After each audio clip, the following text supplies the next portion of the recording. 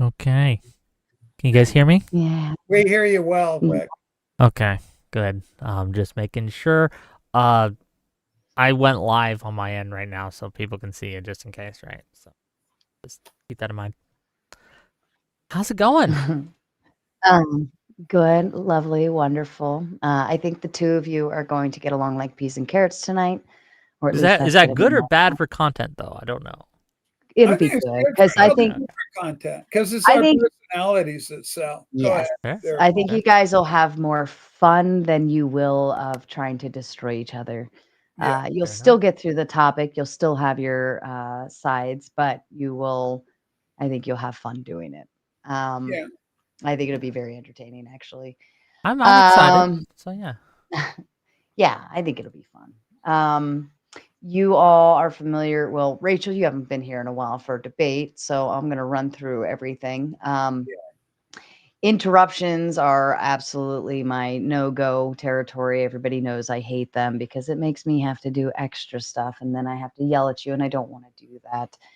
Try to keep the interruptions to a minimum. Obviously, I understand sometimes we have little moments, but outside of that, don't continue to do it. If we do have interruption issues, we will maneuver into a 1 minute timer and it'll go 1 minute back and forth each way. Wick, you're very familiar with how that operates. Rachel, basically, I'll put a timer on the screen, and every time that minute ends, we immediately switch to the other person talking. Again, I don't think we're gonna have that issue, but it's now officially been my rule for a while Good. here as a Good nice technique. Yeah. nice healthy threat. People typically don't like the timer because it gets very dull, dry, and boring.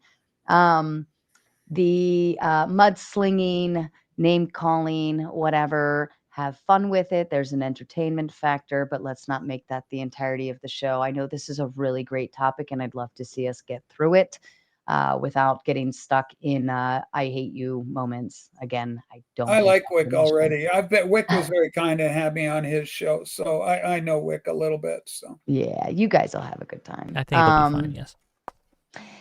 You each have 8 minutes on the clock for your opening statements. And actually, is this Tuesday's election was a referendum on MAGA?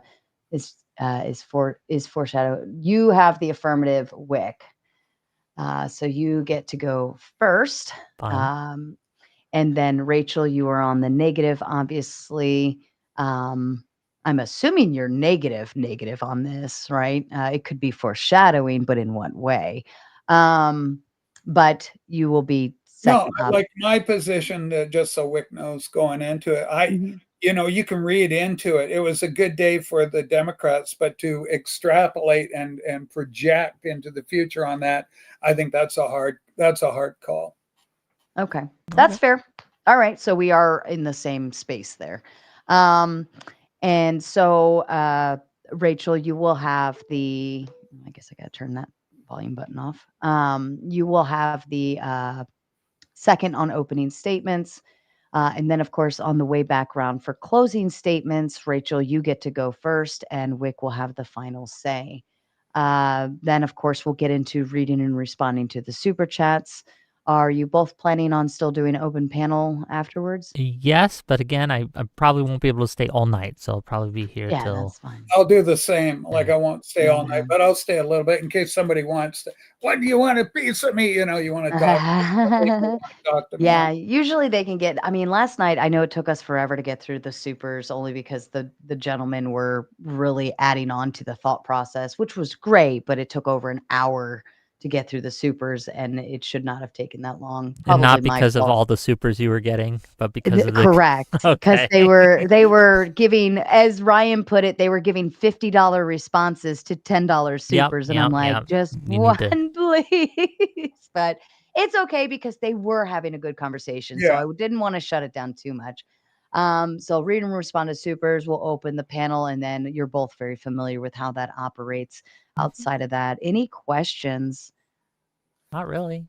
Just happy to be Mm. here. Let's have some fun. I'm so excited for my mom, Rachel, I know I told you my mom's so excited. My mom's a huge Rachel fan, That so is Oh, funny. Yeah, I love that. I'm glad that she is. I yeah, love moms. Everybody, you got to love moms. I know. Well, ever since the first time I came on your show, like She doesn't always watch it, but she keeps up with the new one now, but she likes to keep up with it. Yeah. And she's reporting back to me like, oh, this is what they're talking about. This is that, like the fun ones. But yeah, so it's cute. So she was really excited when I was like, Rachel's coming on tonight. She's like, oh, so Yeah. That's very um, let me go grab my coffee. This is the first time everyone's been early and we're actually done on time. Let me just grab my Well, coffee. we're probably Oh, not and happy stoned, Veterans Day, by the way, in case no Oh, one's thank told you you. that. Happy So, back to you. oh, thank you. Let me go grab my coffee, use the ladies' room, and then we'll kick off. And if anybody's connected or wants to connect, Rachel, I see you got the Twitter up going. Now's the time to do it. I'll be right back. Cool. Nice to see you again. Yeah. Everything going good in your world, Wick? Oh, we get through one day at a Yeah. time, okay, right? It's Yeah. been good. It's been good. Slowly but How's the surely channel doing? You're making the enjoying comeback. the channel? The channel's doing fine. Oh, I am wow. curious how tonight's going to go because I don't usually stream this late, right? So Yeah. it's always weird when I stream at off times, and we'll see who It's a shows hit up, or who miss, doesn't. right? We'll find out. Either way, I'm glad for everyone who has shown up so far. So if you're watching this on my end of things, hello, Headless Chicken. Hello to you, yes, sir, and everyone else who happens to be here. Okay, just get on Wick in. We'll people. be live soon. Yeah. Sorry, just saying a little hello to everyone who's decided to Yeah. show up. Can your people hear me? Yeah, Okay. everyone can see and hear you. Hey, Wick people. I don't expect this, as I said, to be like a yelly screamy thing, right? Like It's I think not that going you're a to pretty be at reasonable all. person. Yeah, I like you. So what, Yeah. it's pretty hard to yell at people you like. Yeah. Yeah. And I don't think that this will be like, we'll see how contentious it gets, like as for the topic itself. But I think you're going to agree with me more than you think. But we'll find out. Probably will. Yeah. Yeah. Probably will. Like my preamble, I'll explain a little bit because I'm not a debater. I've been around enough where I know the shtick. Sure. Like you go, it's like an ego contest, and I Okay, tell people, I mean, I'm happy to have more of a conversation, right, on these yeah, things because I think it's worth talking about. I think that people should be looking at what is going on in the political world, what are people thinking, feeling, what's the mood of the country, and we can discuss all that during the show. So it should be fun. yeah, and I think, yeah, again, it's not a cut and dried situation. It's a lot of nuance, that needs to be brought into the evaluation of the state of things. But I think that'll become clear as the conversation Sure. on what reveals itself Yeah. over the course of our discussion. Yeah. Without giving anything away in the preamble. Yeah, well, you know what? It'll be an interesting talk. I think the open is much likely to be much more contentious, but we'll see how that goes too. I don't know. At the end of the day, none of us know the future, but I think we can make inferences based on information, and I think we can make inferences based on where things seem to be headed, the metrics that led to the decisions that people made. Are those metrics likely to change? Yes or no? But again, I'm just killing in time till we start, right? I'm just filling air. But you're like, I mean, here's the thing. I mean, you're obviously intelligent individual. It's not like I'm talking to some moron that, I don't know. Look, you say that, but reviewing some of the decisions I've made in my past, am I really intelligent? I don't know, right? Some days I'm like, Yeah. How about School of Hard Knocks, Wick? Maybe you learned it that way. Hey, by the way, some people on my show, because I'm in the music community, so the music community is by and large very vinyl community, they call it, record collecting people, by and large very liberal-minded people. So the fact I'm able to survive there is a minor miracle, and I just can't believe I'm still there in one form or the other. It's almost as if people will treat you like a human being offline. What? Right? It's crazy. Not possible. Yeah. People are. been very, very good to me. For the most part, my liberal pals have been really good. And I've met a number of them in person, which goes a long way to mitigating any hard feelings that may occur on air. Because people call me like a Howard Stern type, a little bit of a shock, I'll use shock humor and this kind of thing just to wake people up. And the humor too, because it's so ludicrous, it's so stupid that it's funny. People go, "Oh my God," they're like, "That's ridiculous." And therein lies the humor of the absurd. Of the absurd. All right, I'm gonna put both of you backstage. Okay. And if we start to get circular or things kind of start to drag, we can always choose. I can give you guys the option to just press forward and move on to, go into open panel and all that stuff. So if that happens, we can certainly do that. I doubt we'll end there, but I'm going to put you both backstage. The intro video is approximately 2 minutes. 30 seconds before the video ends, I'll pop you back on screen, and that's just your cue that you're about to be in front of a bunch of people, and don't pick your nose. All right, here we go.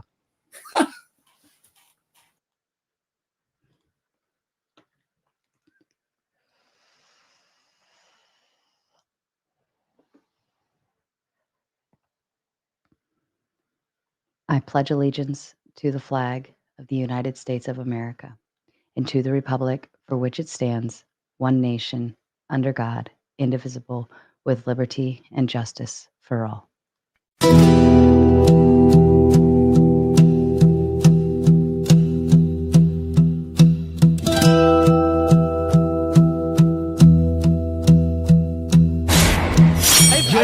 Generally, you said feminism is neutral. Here's what actually happened. The foundation of all knowledge. I'm really mad that What difference does it make, right? What Stop. Stop. The deregulation of the industry is obviously going to cause more of that industry. And to lubricate the trust connection between people until they have enough. Yet we could still look at biological reality in determining who's a female, even if there are. Why don't you denounce feminism the same way you're denouncing capitalism? If you don't... For something to be objective, it needs to be verifiable. And you can't verify... If I make a claim as a political pundit, it is true that I definitely could be wrong. That you're promoting, right? Ideology is the main thing for politics, right? This is my ideology. So 2015, anyone go back and watch the footage? The first GOP debate. Robert, dead? For a while, you said.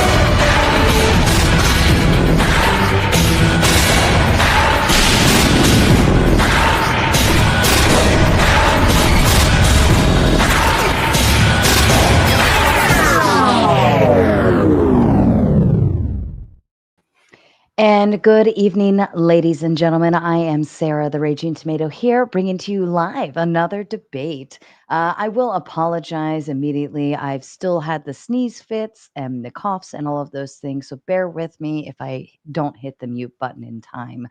Outside of that, I've got Wick TV and Rachel's Ghost from Ghost Town Politics here with me this evening to duke out the topic. Tuesday's election was a referendum on MAGA and is foreshadowing what is to come for midterms.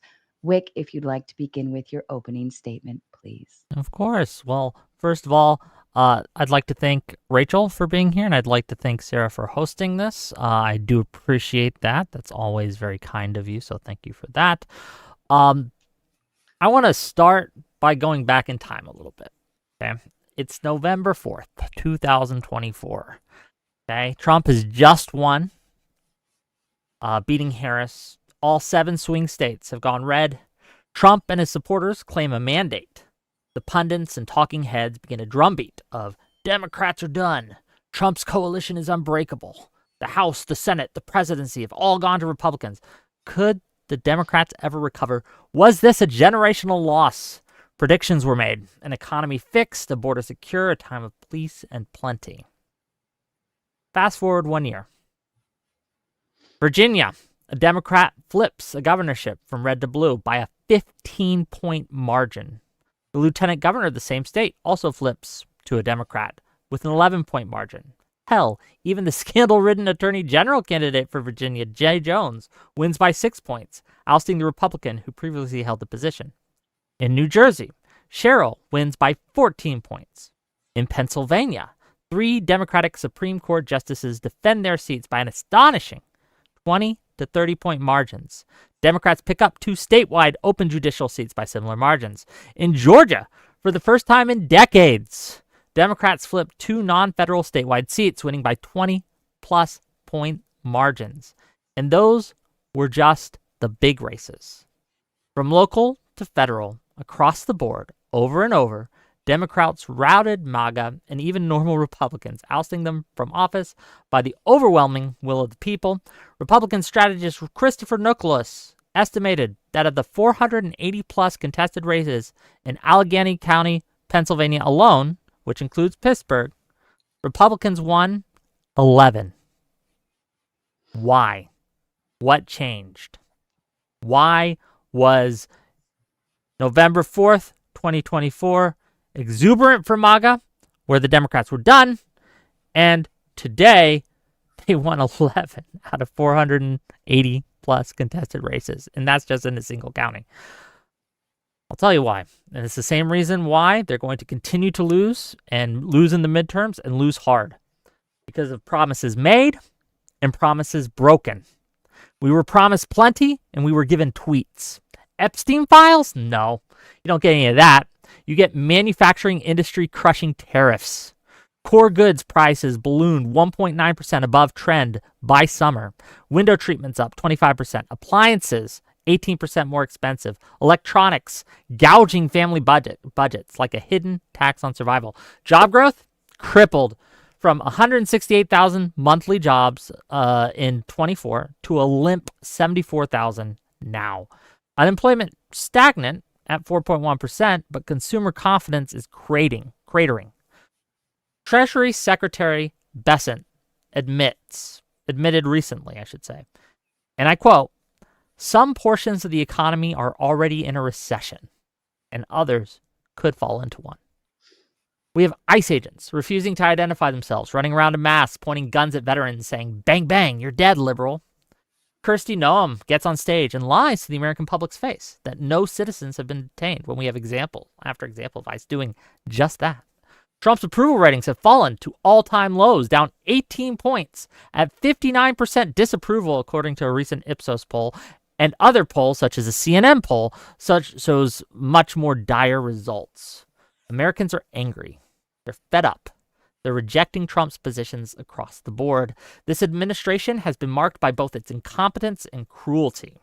Midterms are a year away, and while no one knows the future for certain, we can look at the metrics. We can look at how consumers, how Americans, how the public, how the voting public is feeling, and they sent a message on Tuesday to put Trump and MAGA on notice. The blue wave is coming. Tick, tock, tick, tock, tick, tock. That's my statement. Thank you.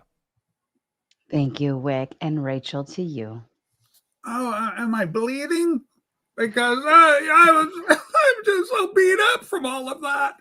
But anyway, I mean, that's great. You know, Tuesday, there was no doubt it was a huge win for the Democrats. But to put the crystal ball on the table, can you project from that with any assurance that events are going to unfold in a perfect world, undisturbed by any waves to the contrary?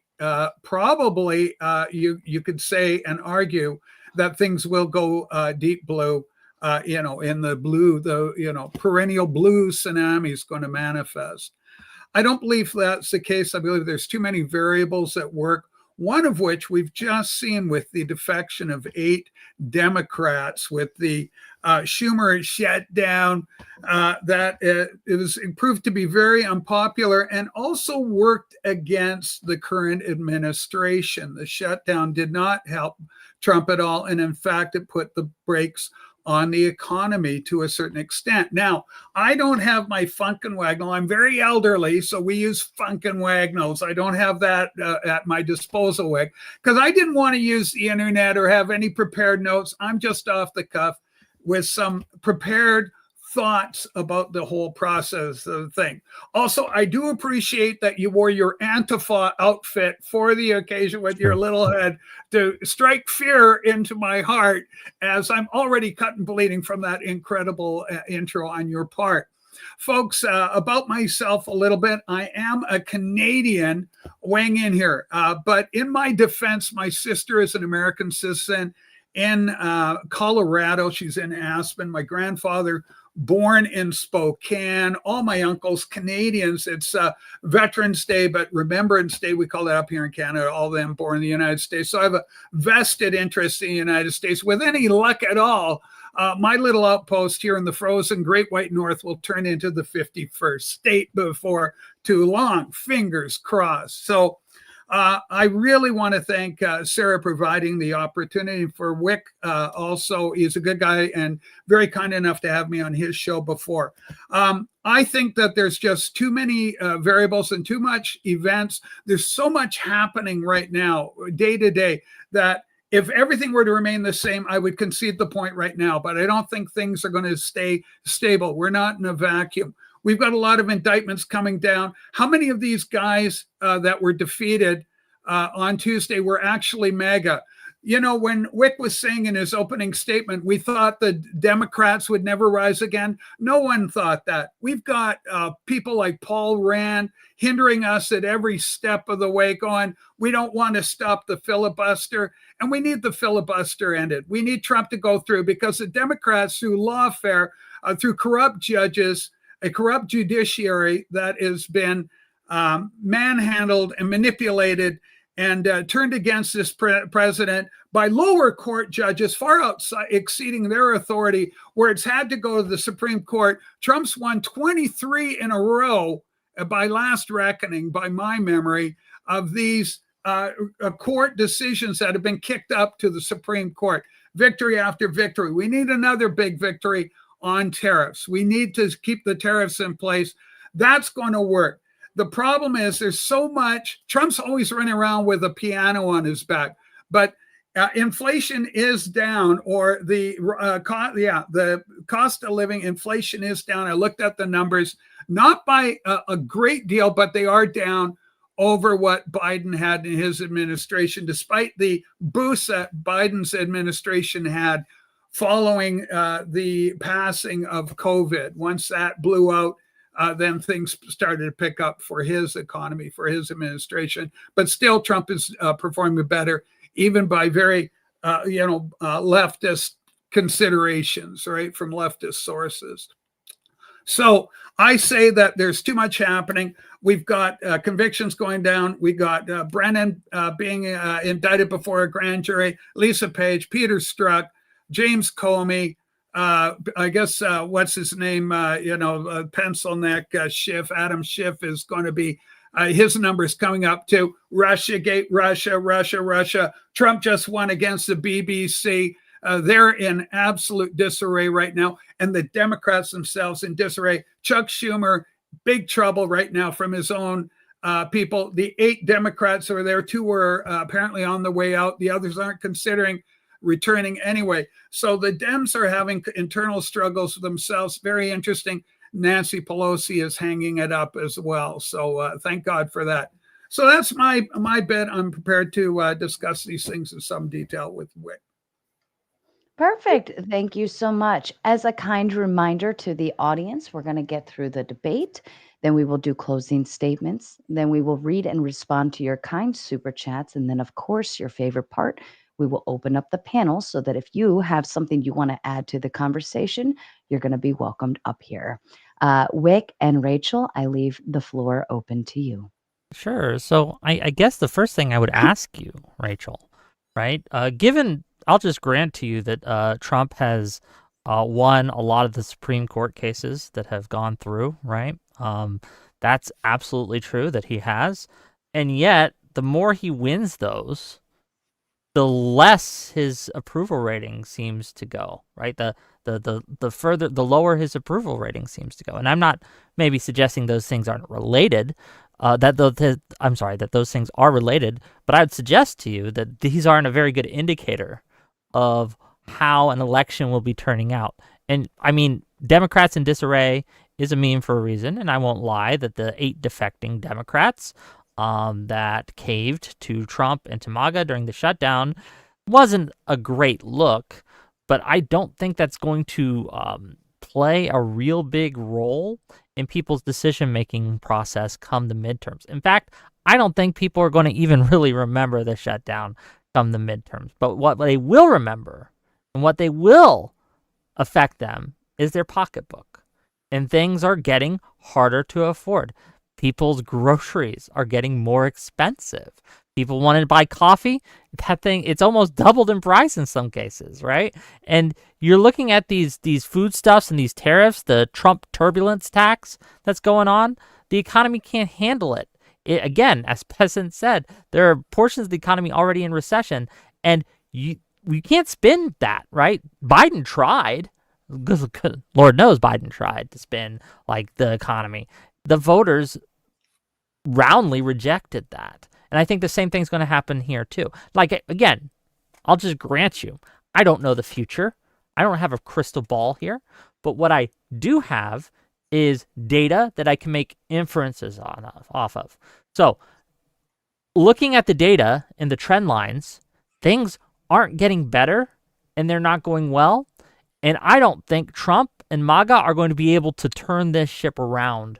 And that's why I'm putting my money, right, on a blue wave come the midterms. Because I do not think that Trump can change the fundamental math behind how people vote.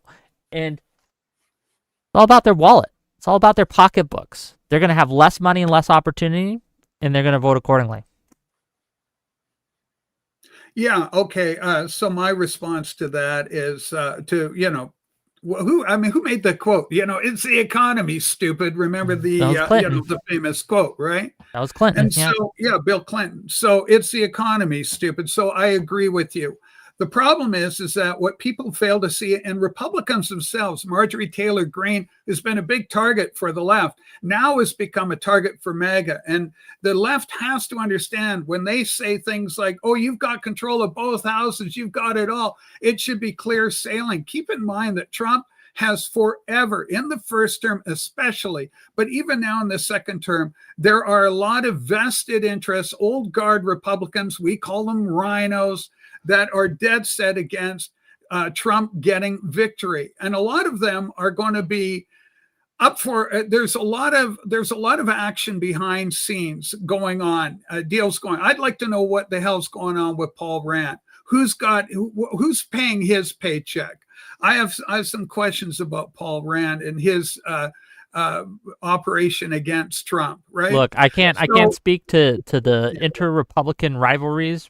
I don't know too much about Paul Rand, but what I can talk about is what the American public is thinking about MAGA and its policies in general. So I can't give you Paul Rand and who pays him. I don't know. But we can talk about why people seem to be running away from Trump's policies, all the way from tariffs to the economy in general to housing. Did you see Trump's proposal for 50-year mortgages? Did you see that? Yeah, I did. What do you think of that? I think it's a good idea. So the idea is that, and the reason it's a good idea is it's an affordability variable. There are so many variables at play, and it needs to be nuanced. And the reason it needs to be nuanced is because there is so much interference from foreign interference, land grabs, investment from particularly China. China's been a big problem in this regard. Trump is making he's aware of the problem. Here's the deal. What some of these Republicans was leading to earlier is that people like Marjorie Taylor Greene, Paul Rand don't recognize that Trump's foreign policy is also his domestic policy, and that through the tariffing, even though in the short term, there's payment from the American people until we get our own thing up and running, factories built in America. And we had Scott Bassett saying that himself, that it's going to take a while, but the infrastructure is being put in place. This is why Trump wants to do the nuclear option, on the filibuster, so he can push through, even though that's a double-edged sword because of the Dems come in. But the argument from Trump's position is that they're going to do the filibuster anyway. They had already planned to do so, but they were unable to accomplish it because the Republicans stood in the way by virtue of their numbers last time they had control through the Biden presidency. But so it takes time. Do we have enough time to make it go? Trump is indicating through the tariffs, he needs the Supreme Court to back him up on the tariffs and then get that filibuster done, and he'll just ramrod it through. There's $2,000 headed to everybody's wallet. The idea is to bust a lot of these monopolies, a lot of these powers. So Trump said, okay, one of the problems is that everybody's paying meat. Now, here in Canada, again, I lose some of the impact of my argument. I have to reference to my neck of the woods. But I went looking in co-op at a beef loin for $275 for a slab of meat.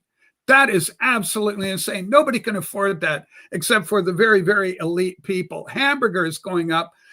Chicken is going up, the prices on all that. So Trump wants to hit the monopolies on the meat packers. Apparently, there's 4 meat packing companies that have control of it, a virtual monopoly, and that there's been questions about antitrust. Thank God for America. This is why you guys have the greatest nation on the planet, because in Canada, monopolies like that are not challenged. Look, hey, if you want to, President Trump is challenging them. Go ahead. No, I'm sorry, but if you want to make this into Canada is much worse than America, yes, true. I mean, I'll just cede that to you. Yes, America is the greatest country on earth. I wouldn't argue with you there, but I guess all this is beside the point.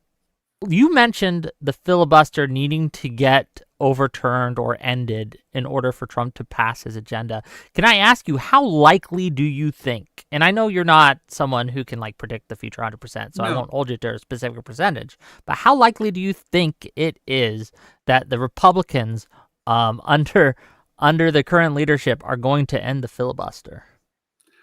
It is really interesting because there are people, a lot of no's holding out. The usual, Lisa Murkowski, and there's Paul Rand has said no. So there are enemies of Trump. Trump has enemies within his own party that still have to be brought to heel, if you will. Marjorie Taylor Greene is turning out to be problematic for us as well. So my hope is that, and Trump's done it before, right? We've seen him win in these battles before. So let's hope for people on my side of the aisle that he'll get them on side. I don't know what concessions he has to make to them, but this latest thing, and we're not there yet, right? We still got to go through the House, see if it passes. For this, I'm talking about the shutdown. But there's another example where Trump needs to bring the victory home. So we're not there across the line yet. Seeing the 8 defections in the Senate was a huge help, but we're not there. We can't count our chickens till they hatch. We're going to find out, when is that? Wednesday, and then and then it goes to Trump's desk on Friday. So by Friday, we should have a really good understanding. I think it's going to end. I think the shutdown's going to end, and right as soon as that ends, you're automatically going to see a boost to the economy happen right there. Do you honestly think that the economy was doing well before the shutdown? No. So what about the shutdown ending is going to improve the economy? Well, because it has slowed it technically right now. It's already slowed it. We don't know. Because the government employees have been shut out. They're not getting paid. They've been suffering. So the whole thing is that now they'll be getting money back. Then they can go out and they can spend money, and the economy starts getting lubricated again. we don't know how the economy has been doing, like numbers wise. We haven't been able to get official numbers because the government's been shut down. So we don't know precisely yet what effect, if any, the shutdown had on the economy. I'm willing to grant you that it probably didn't help the economy. I'm willing to grant you that. But the argument that you're making seems to be that when the shutdown is finished, that this will, A, be good for Trump and his agenda. I would argue against that. I think the Democrats 100% won the shutdown battle, and I could give you reasons why if you want to explore that. Yeah, you need to. Okay, well, then I can do that. So one of the things that the shutdown did that I think is going to be very positive for Democrats is it brought into light one of the few issues that Democrats are in the 80% on an 80-20 issue. You know what an 80-20 issue is, where 80% of the public feels one way and 20% of the public doesn't like it, right? Or vice versa. Healthcare is one of those issues that consistently the public sides with the progressives on, that, hey, people should have healthcare. Okay, this is something that is a massive boon to Democrats electorally. And this shutdown fight put into stark relief who is for people getting health care and their ACA subsidies and who is against it. And I would argue that this has been a massive boon to the Democrats. And in fact, if you look at the polling, you can see that consistently the electorate blamed Trump for the shutdown. Okay, this has just been a win. There's been I think it should have gone on longer because it was working so well, and Democrats, for whatever reason, decided it was working too well and decided to give up at the last minute. No, I don't know why they did that, but if I could just finish real quick. I do think that seeing an up or down vote on the ACA is going to be harmful to the Republicans. I think it's going to decrease their chances when they see their Republican congressmen and senators vote against the ACA. Healthcare is a big deal, and I do believe the Democrats win on that point. I think they win on healthcare because they win amongst their own base for that, really, is I guess what I'm saying. And maybe we're really talking about those uncommitted or those independent voters that defined neither as Democrat or Republican. They certainly are not Trump loyalists. So I can concede that point that, some sort of social health system. But as a Canadian, I can tell you, the more people you have, the more buggered up it is. And we have huge waiting lines here. You've got people going to America to get treated, to escape the morass and the inertia that's built into the system here, that's overtaxed and is problematic. And we've had a brain drain on doctors. So, Canada's often cited as this great example of Medicare and free health, but nothing's free, and everybody should recognize that. Right now, they're starting to toy with universal guaranteed income up here. It is an absolute disaster, dumpster fire up here with socialist Canada. And by gum, we're socialists up here. So, but in terms of the lockdown, the reason it hurt the Democrats is the reason those 8 Democrats conceded to go with the Republicans, because the shutdown hurt the government employees that weren't getting paid, military personnel, police, other government officials that weren't getting paid. Those government employees were still hurting until this thing gets resolved. And so they realize that those people, we call it the Schumer lockdown, and it's generally acknowledged that it was the Dems that shut the thing down. It wasn't Republican. It wasn't Trump to say we're going to shut it down. It was an impasse because the Democrats wanted illegals to have health care, and the Republicans weren't having anything to do with it. Said, we're not going to give them health care. We're not paying for it. Yeah, the problem with that talking point, Rachel, is the public ain't buying it, right? The public, again, we have polling on this, we have data on this that shows that the public consistently throughout this shutdown has blamed and put the responsibility for it on Trump and the Republicans, because they know that Trump is the one who is in charge. The Republicans control the House, the Republicans control the Senate. It is their responsibility, since they have the power, in order to make a deal, okay? That's, again, we have information on this, right? And I think we could point to Tuesday's election to showcase how real that data was. Those polls really came out because you have Virginia, and Northern Virginia especially, who has a ton of federal workers who were very hard hit. You are correct in that they're very hard hit by the shutdown. Like a lot of, I know several personally who weren't getting paychecks, and it was getting rough. Okay. They were not blaming the Democrats for that. They were voting blue because of what was happening, because they recognize who's got the power, who has a responsibility to make a deal. Now, again, I don't think it should have ended as soon as it did, but I think that I could be wrong there, and I think some of the Democrats thought, we got everything we were going to get out of this realistically, and we don't want to see people starve, because let's be real, Trump was using SNAP benefits as a hostage. He took our SNAP benefits, people's SNAP benefits, hostage, and says, unless you reopen the government, I'm not going to use this emergency funding to fund the SNAP benefits. The emergency funding that's been set aside specifically to fund things like SNAP during shutdowns, he was holding that hostage, and they were trying to go through the courts to see if they could force his hand, but he was trying to withhold that, saying, I'm going to literally starve people unless you do what I want. And I think that people on, like, the electorate saw that, and I think they're going to vote accordingly. I don't think they're going to like that.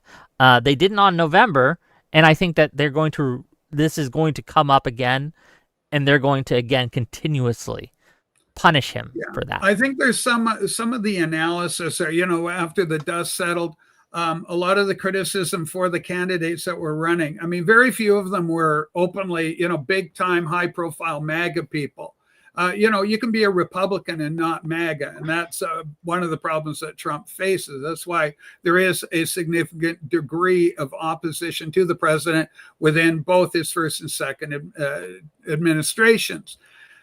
So when it comes to the Tuesday election, the Republicans were kind of fetishizing out the whole idea. We don't want trans and women's sports and a foreign policy. And this was kind of the perception that was being seen.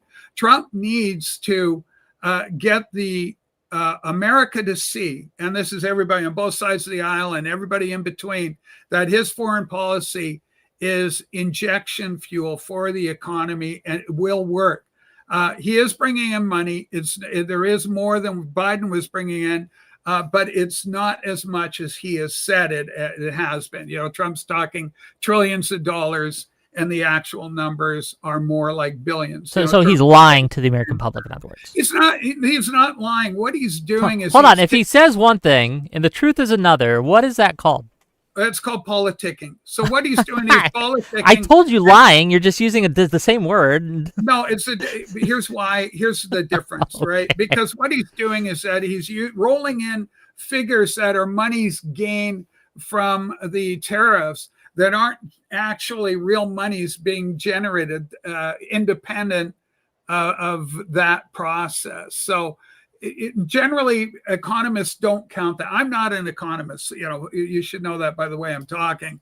No, but from what I understand, the economists say we don't take that as real economic. We don't count that. And Trump's saying you should count it, but Trump, for his part, wants to count it because the numbers get bigger that way. And so something to the effect of $10 trillion over 10 years is possible.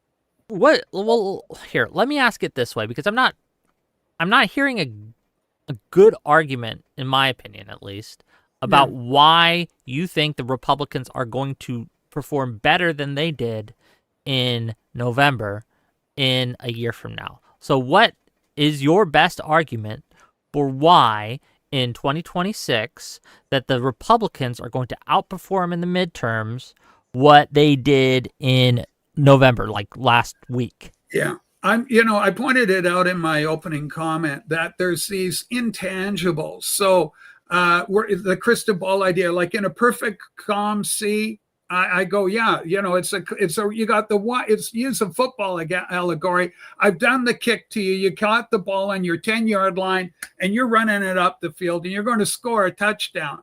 The reality, however, is you got a whole team against that play So there's no guarantee. Okay, so what's remember, the blockers? So remember Howard Dean. Remember Howard Dean 2004 with the yee-haw. Everything was going good for Howard Dean, but suddenly, yee-haw! And then Howard Dean became a meme, and everything about him just absolutely collapsed in one moment. That's how fickle, that's how delicate the pendulum can swing within the context of political story. That's why there's no guarantee. That's why you cannot project just because you had a great Tuesday. You're like Charlie Brown with Lucy and the football. This time we really got Trump. This time for sure. Sure, Democrats, come and kick the football. And you come running up and you pull the ball out and you end up on your backs again. Kind of like Kamala.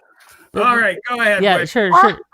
The problem, though, is that in 2004, he did say yeehaw. And then during the midterms, the Democrats gained 6 seats in the Senate. So yeehaw indeed. Right? Yeah, we could see over and over again just historically, just as a historical I guess artifact of modern day politics is that historically the midterms don't go well for the incumbent party. That's just in a normal run of things. It just seems to be the normal thing that happens.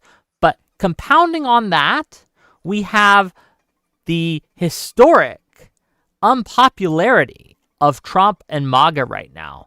And again, this isn't just the November elections I'm talking about. I'm talking about almost every special election since Trump got elected has gone way bluer than it should have, right? This is a consistent pattern in these elections, right? I'll give you a few examples. Let me get them up for you real quick here, okay? I had no idea we could do this. I would have had a whole bunch of shit, hey, Grok, help me out here. You didn't know you could bring stats to the debate? I don't know what to tell you about. We got January 28th, in the state Senate in Iowa. Mike Zimmer, he was the first Democrat to flip a seat in 2025 in Iowa, okay? We had March 2025, okay? You have James Andrew Malone in a narrow win over Republican Josh Parsons.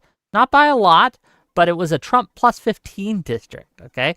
And we have August in 26, we have Caitlin Dray, the second Iowa flip of the year. It broke the GOP supermajority in the state Senate. It blocked unilateral Republican actions like appointments and things like that. We have September 9th, James Walkinshaw in Virginia. We have, forgive me for this name, Adelita Grijalva in Arizona, and we can go down the list, right? And these were all won by Democrats. It just shows a pattern.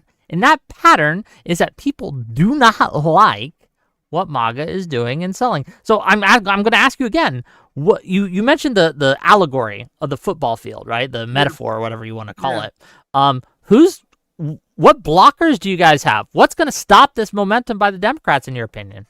Well, that's a great question. One of the things is they're intangible. Yeah, one of them, I think, what if a whole bunch of scandal comes up? We start throwing all your people in jail, not for bullshit like you tried to do with Trump with your 37 bullshit accounts on them, Russiagate, Pissgate, Christopher Steele and his ilk. These people, they went and raided Mar-a-Lago. The fact that they're going to be tried in Florida bodes very well for us. That story could get, if that gets out into the general public, all hell is going to break loose. So that could be a big change. That could be a big game changer. Do you think right there? Do you think the public watching federal agents arrest the political opponents is going to play well for them electorally? Do you think that's going to work out? Why? Why do you think that's going to work out?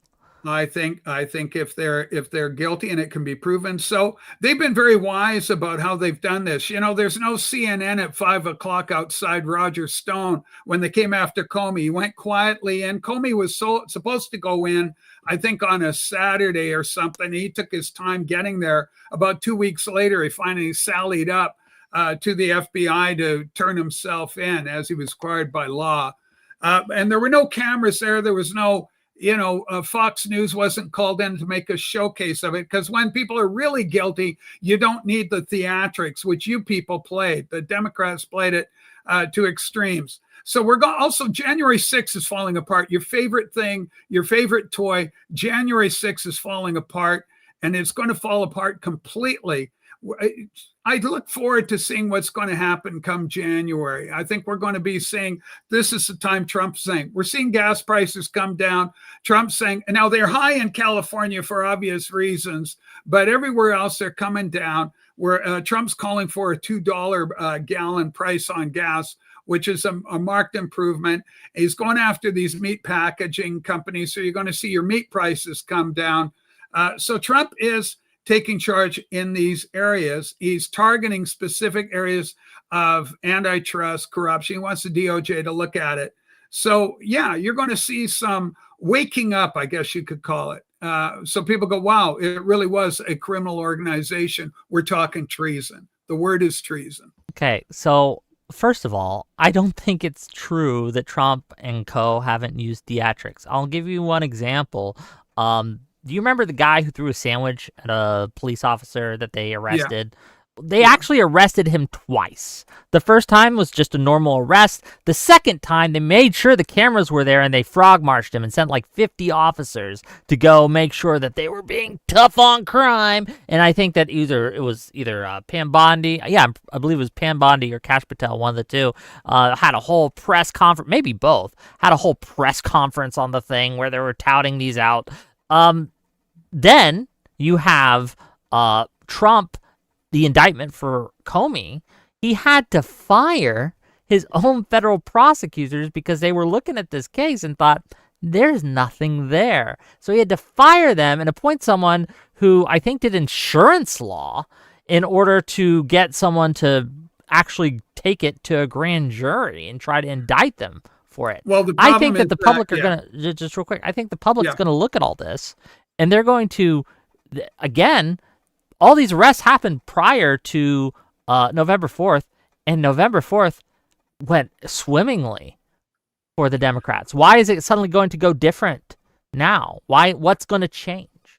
Well, because the arrests, these are just indictments. Until they're arrested, locked up, and thrown in jail, then people are going to say there's no change, nothing to see here. This is no big deal.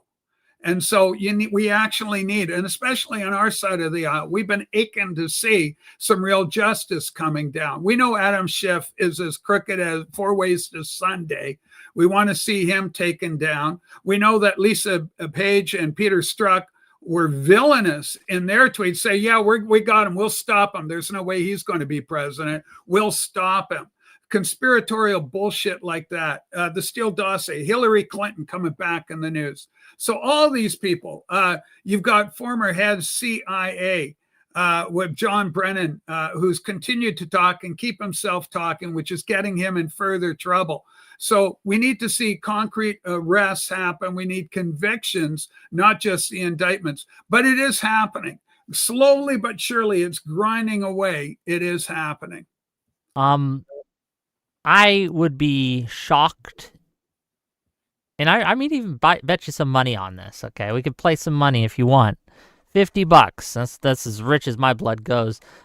If Comey actually gets, not just, if he gets found guilty in his indictment, right? So he's been indicted, but that's not a guilty verdict. So Correct. I'll give you $50 right now. I'll put $50 up.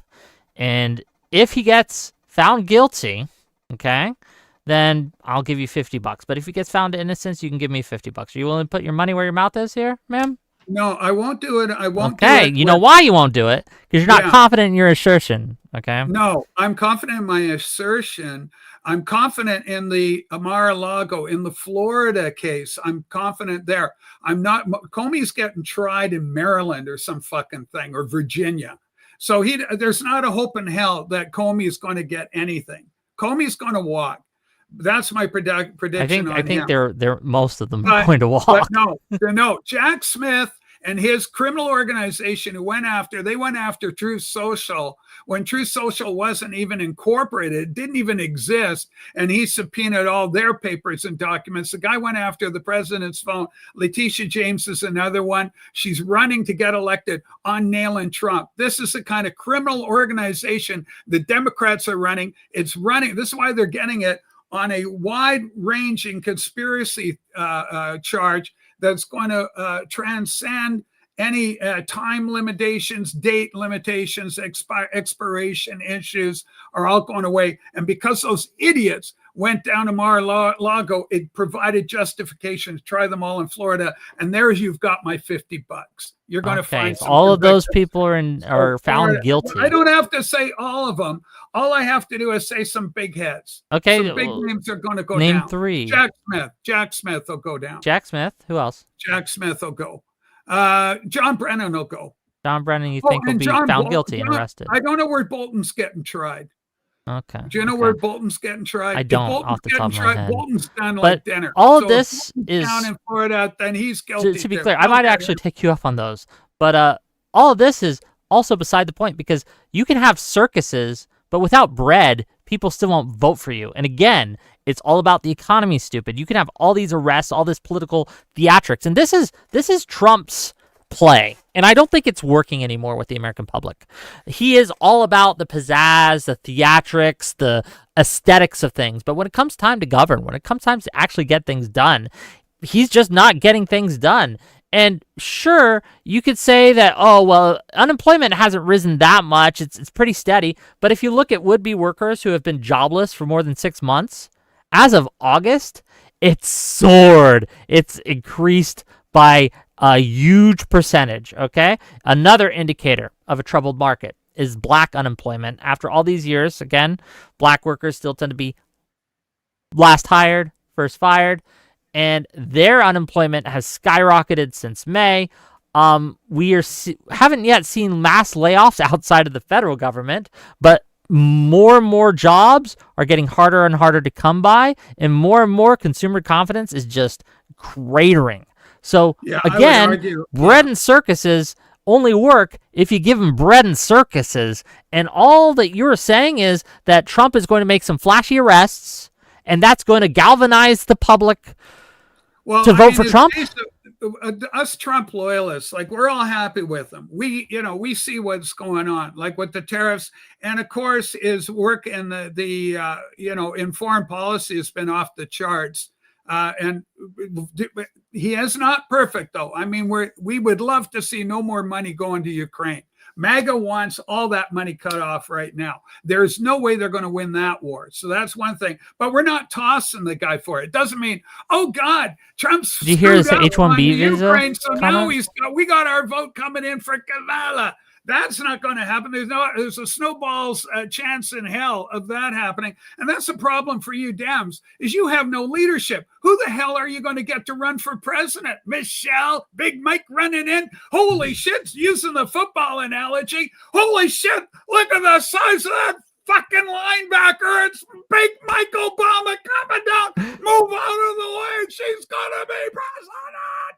I think that we could elect me. We could nominate me for the 2028 election, and we'd probably win. But I think we have our best chances with Newsom, Shapiro, hell, even AOC might actually pull it off. I don't think she will run this term, but I think that like Shapiro or Newsom, absolutely.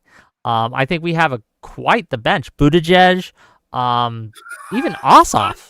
Right? All it takes is that meme of that fucker breastfeeding, and that's all you need from Buttigieg. Holy Christ, look at this. He's getting his breast out to feed Junior. Hey, if he can feed a baby, he can feed your family, which Trump ain't doing. Okay, let's be real. Okay, so people get hungry, they get desperate, and it might work. It might have worked a year ago. I don't think that shit works anymore. Little Newsom breast devices to feed their juniors. Come here, little Nancy, suck on this. We're going with Gavin.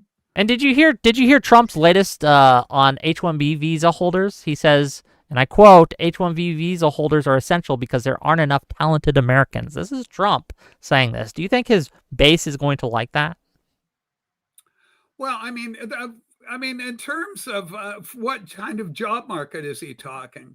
He's talking now. He's letting in 600,000 Chinese students, right, on H-1B visas, right, and workers and things on H-1B visas because according to Trump, and I want to make clear, this is Trump saying it, he says, and I quote, H-1B visa holders are essential because there aren't enough talented Americans. Do you think that his base is going to be galvanized when he says stuff like that? No, do you think they're going to come out and vote for him?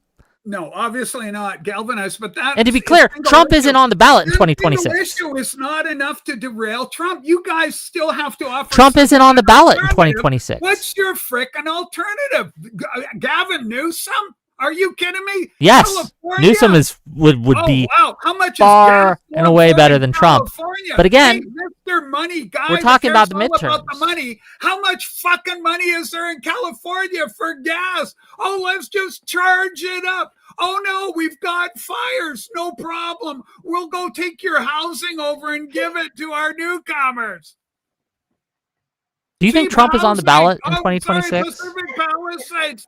Hey, hobo, you want a nice little home or on beachfront property? Because Lord knows we wouldn't protect it with the fire. We got water, but we're saving the peckled trout. I don't know. If you think that Trump could do better, it's not working out for him. That's all I'm got to say. And like, this is a good example of the average kind of MAGA voter and the MAGA mindset. And this is why they're going to lose come the midterms and also come 2028. Though I'm less certain about 2028 than I am about 2026. But I'll give you this, right? You're full of sound, you're full of fury, but you don't signify anything. Again, people want results, and you got to give them results because getting elected is only half the battle. Then you got to actually govern. And Trump has proven incapable of governing. What is his major accomplishment? Proven himself incapable of being president. Ever. Oh, what? Yeah. What is his major accomplishment? Whoever you people get, little JD, chubby. I love chubby JD. By the way, have you seen the chubby? I've seen the chubby JD memes. And again, if we were voting on memes, the world loves adorable chubby JD, and he's going to be our next president. Praise God. Glory to God. Thank you, Jesus, for bringing us a son of God in the form of Donald John Trump. He's just a beautiful he's like baby Jesus. He wouldn't hurt a fly. I love him. Oh man, this fan fiction is wild, and I think you're very creative. I do like the creativity. I like the performance. It's great. But at the end of the day, people don't want a TV show. They want to have a stable job. They want to feel that they can provide for their families. They want to feel that they are secure in their homes, and they want to feel like they have a future as an American. And I think that Trump has failed them. And I think that people are going to vote for accordingly. Because, again, you would be correct if things improved between now and the midterms. But looking at all the policies that Trump is implementing and how they perform so far, I don't see that happening. And I've yet to hear a good argument that things are going to turn around economically, that things are going to turn around on people's confidence in the economy. Any of that. And these are the bread and butter issues that I think that Trump has just failed on. Here's your problem. You got your Islamic socialist commie bastard running New York now. That's going to be fun to watch. The absolute dumpster fire waiting to unfold in New York. I'm hearing like people are already bailing. They're going, holy crap, this place is going to hell in a handbasket. We better get the hell out of here. It's going to start looking like what the hell is it in England? You know, some of these places in England, you know, towers or whatever down in London there. It's just absolutely going to go to shit. And, you know, we're us MAGA types. We're just going to sit back and go, you poor, poor, foolish, sad people. We wish you the best, but get out of New York and get Snake Blitzen and get the hell out of New York. So, I'm also skeptical if Mamdani can do what he's promised, but let's, just for the sake of argument, for everyone. We're going to find out in about a year, right? Yeah. In about a year, maybe more, and we can see if New York City goes to shit, or if it's just business as usual, or if it improves. If it goes to shit, okay, I think that's a hit on Mamdani, but I don't think that is a hit that is taken nationally by Democrats. However, if Mamdani doesn't destroy the whole city and it's not this apocalyptic wasteland, I think that it actually helps the Democrats. And I think if, God forbid, this happens, I don't think it will, but, you know, stranger things have happened, he actually does make the lives of New York City citizens better, then I think that absolutely will help the Democrats. Now, do I think that will happen? I don't know. I think it's going to be business as usual. I don't think he's going to be able to implement the more harmful policies that he says he's wanted. I think that harmful policies? Yeah, I don't think he'll be able to implement it. He's only a mayor. You hear yourself. The more harm. I don't think he's really going to do the harmful shit. Yeah, I don't think he is. I don't think he can. The gates of hell, Mordor. Have you seen the meme with the eye of? You think he's gonna open the gates of hell in New York City? Is he going to perform a ritual and summon demons? I mean, shit, I might vote for him if he summons some fucking demons. I don't want a demon summoned on me. That shit's scary. Demons are crazy. Mamdani is scary. I wonder if Mamdani summoned the demons that attacked Tucker Carlson. Here's the deal, Ringo. Is because I'm up in Canada, we got our socials. We know what a Mamdani looks like. The whole country up here is filled with them. Our parliament is filled with them. They're the most corrupt, manipulative types. Did you see some of that footage? What the hell's with you Democrats? By the way, anyway, anytime you get in New York, you're going, hi, hey, everybody, whatever the hell. I can't do an New York accent, save my ass. But, go down, or when they're down talking to people in Alabama, I'm just a poor little sharecropper. I remember when I was just coming out and old Clem got the hay, and we just go, and please vote for me, bring in chillums. We want him. And this Mamdani played the same thing, only he's doing it pandering to his because I am very happy to be here. I go, and then when he's talking like to a normal guy, he goes, I don't know, we're trying our best to get along here. Oh, excuse me, I got to talk to Aham. This is very funny. It's so nice to see you. Please give me a vote. I need to get elected. I am Democrat. Me, I'm your friend. Me, I'm friend. Oh, me vote for you too, Mamdani. Me, I'm friend too. This is where you people are at. It's a horrible thing to witness. And us poor MAGA have to sit back and, oh my God, what are they doing? Okay, if we were judging tonight on who can do the silliest voices or make the funniest faces, I think you got this in the bag. But the problem we have here is I don't think you've addressed any of my points. And frankly, when I make a point, you go off on a silly voice and a funny face, and it doesn't address anything I just said. And it's kind of effective because I kind of forget what I just said. So kudos to you in that regard. But the point remains that we have these fundamental factors that we know drive voters, like what drives voters to the polls, what drives them to the ballot box, what makes them actually make a decision on who they're going to vote for, and the metrics, the economy, mainly the economy, security of the nation. These are all something that Trump is underwater on. I want to see the filibuster go through. I want to see the meatpacking conglomerates brought to heel. That'll bring some money in. $2,000 bucks. The filibuster isn't going anywhere. You know that, right? The filibuster is not going anywhere. So if you need the filibuster to go somewhere to win the midterms, that's not happening. Listen, foreskin, do you deal with a head? I'm telling you, listen, with your prognostication, you don't know if it's going to be beaten or defeated. I'll bet you $100 that they don't end the filibuster within the next year. No one can say. That's my whole point. You can't say. I can pretty safely say this one, that the Senate Democrats and Republicans both, right? There are plenty of people, especially Republicans, right? There are so many Republican senators that are against ending the filibuster. You'd have to move heaven and earth, and I don't think they can. I got 4, and it's the usual suspects, right? There's 4 holdouts. No, there's more than 4 holdouts. Hold on, there's like 13. Go look it up in your Funkin' Wagnall. You young people. The Funkin' Wagnall? You mean Google?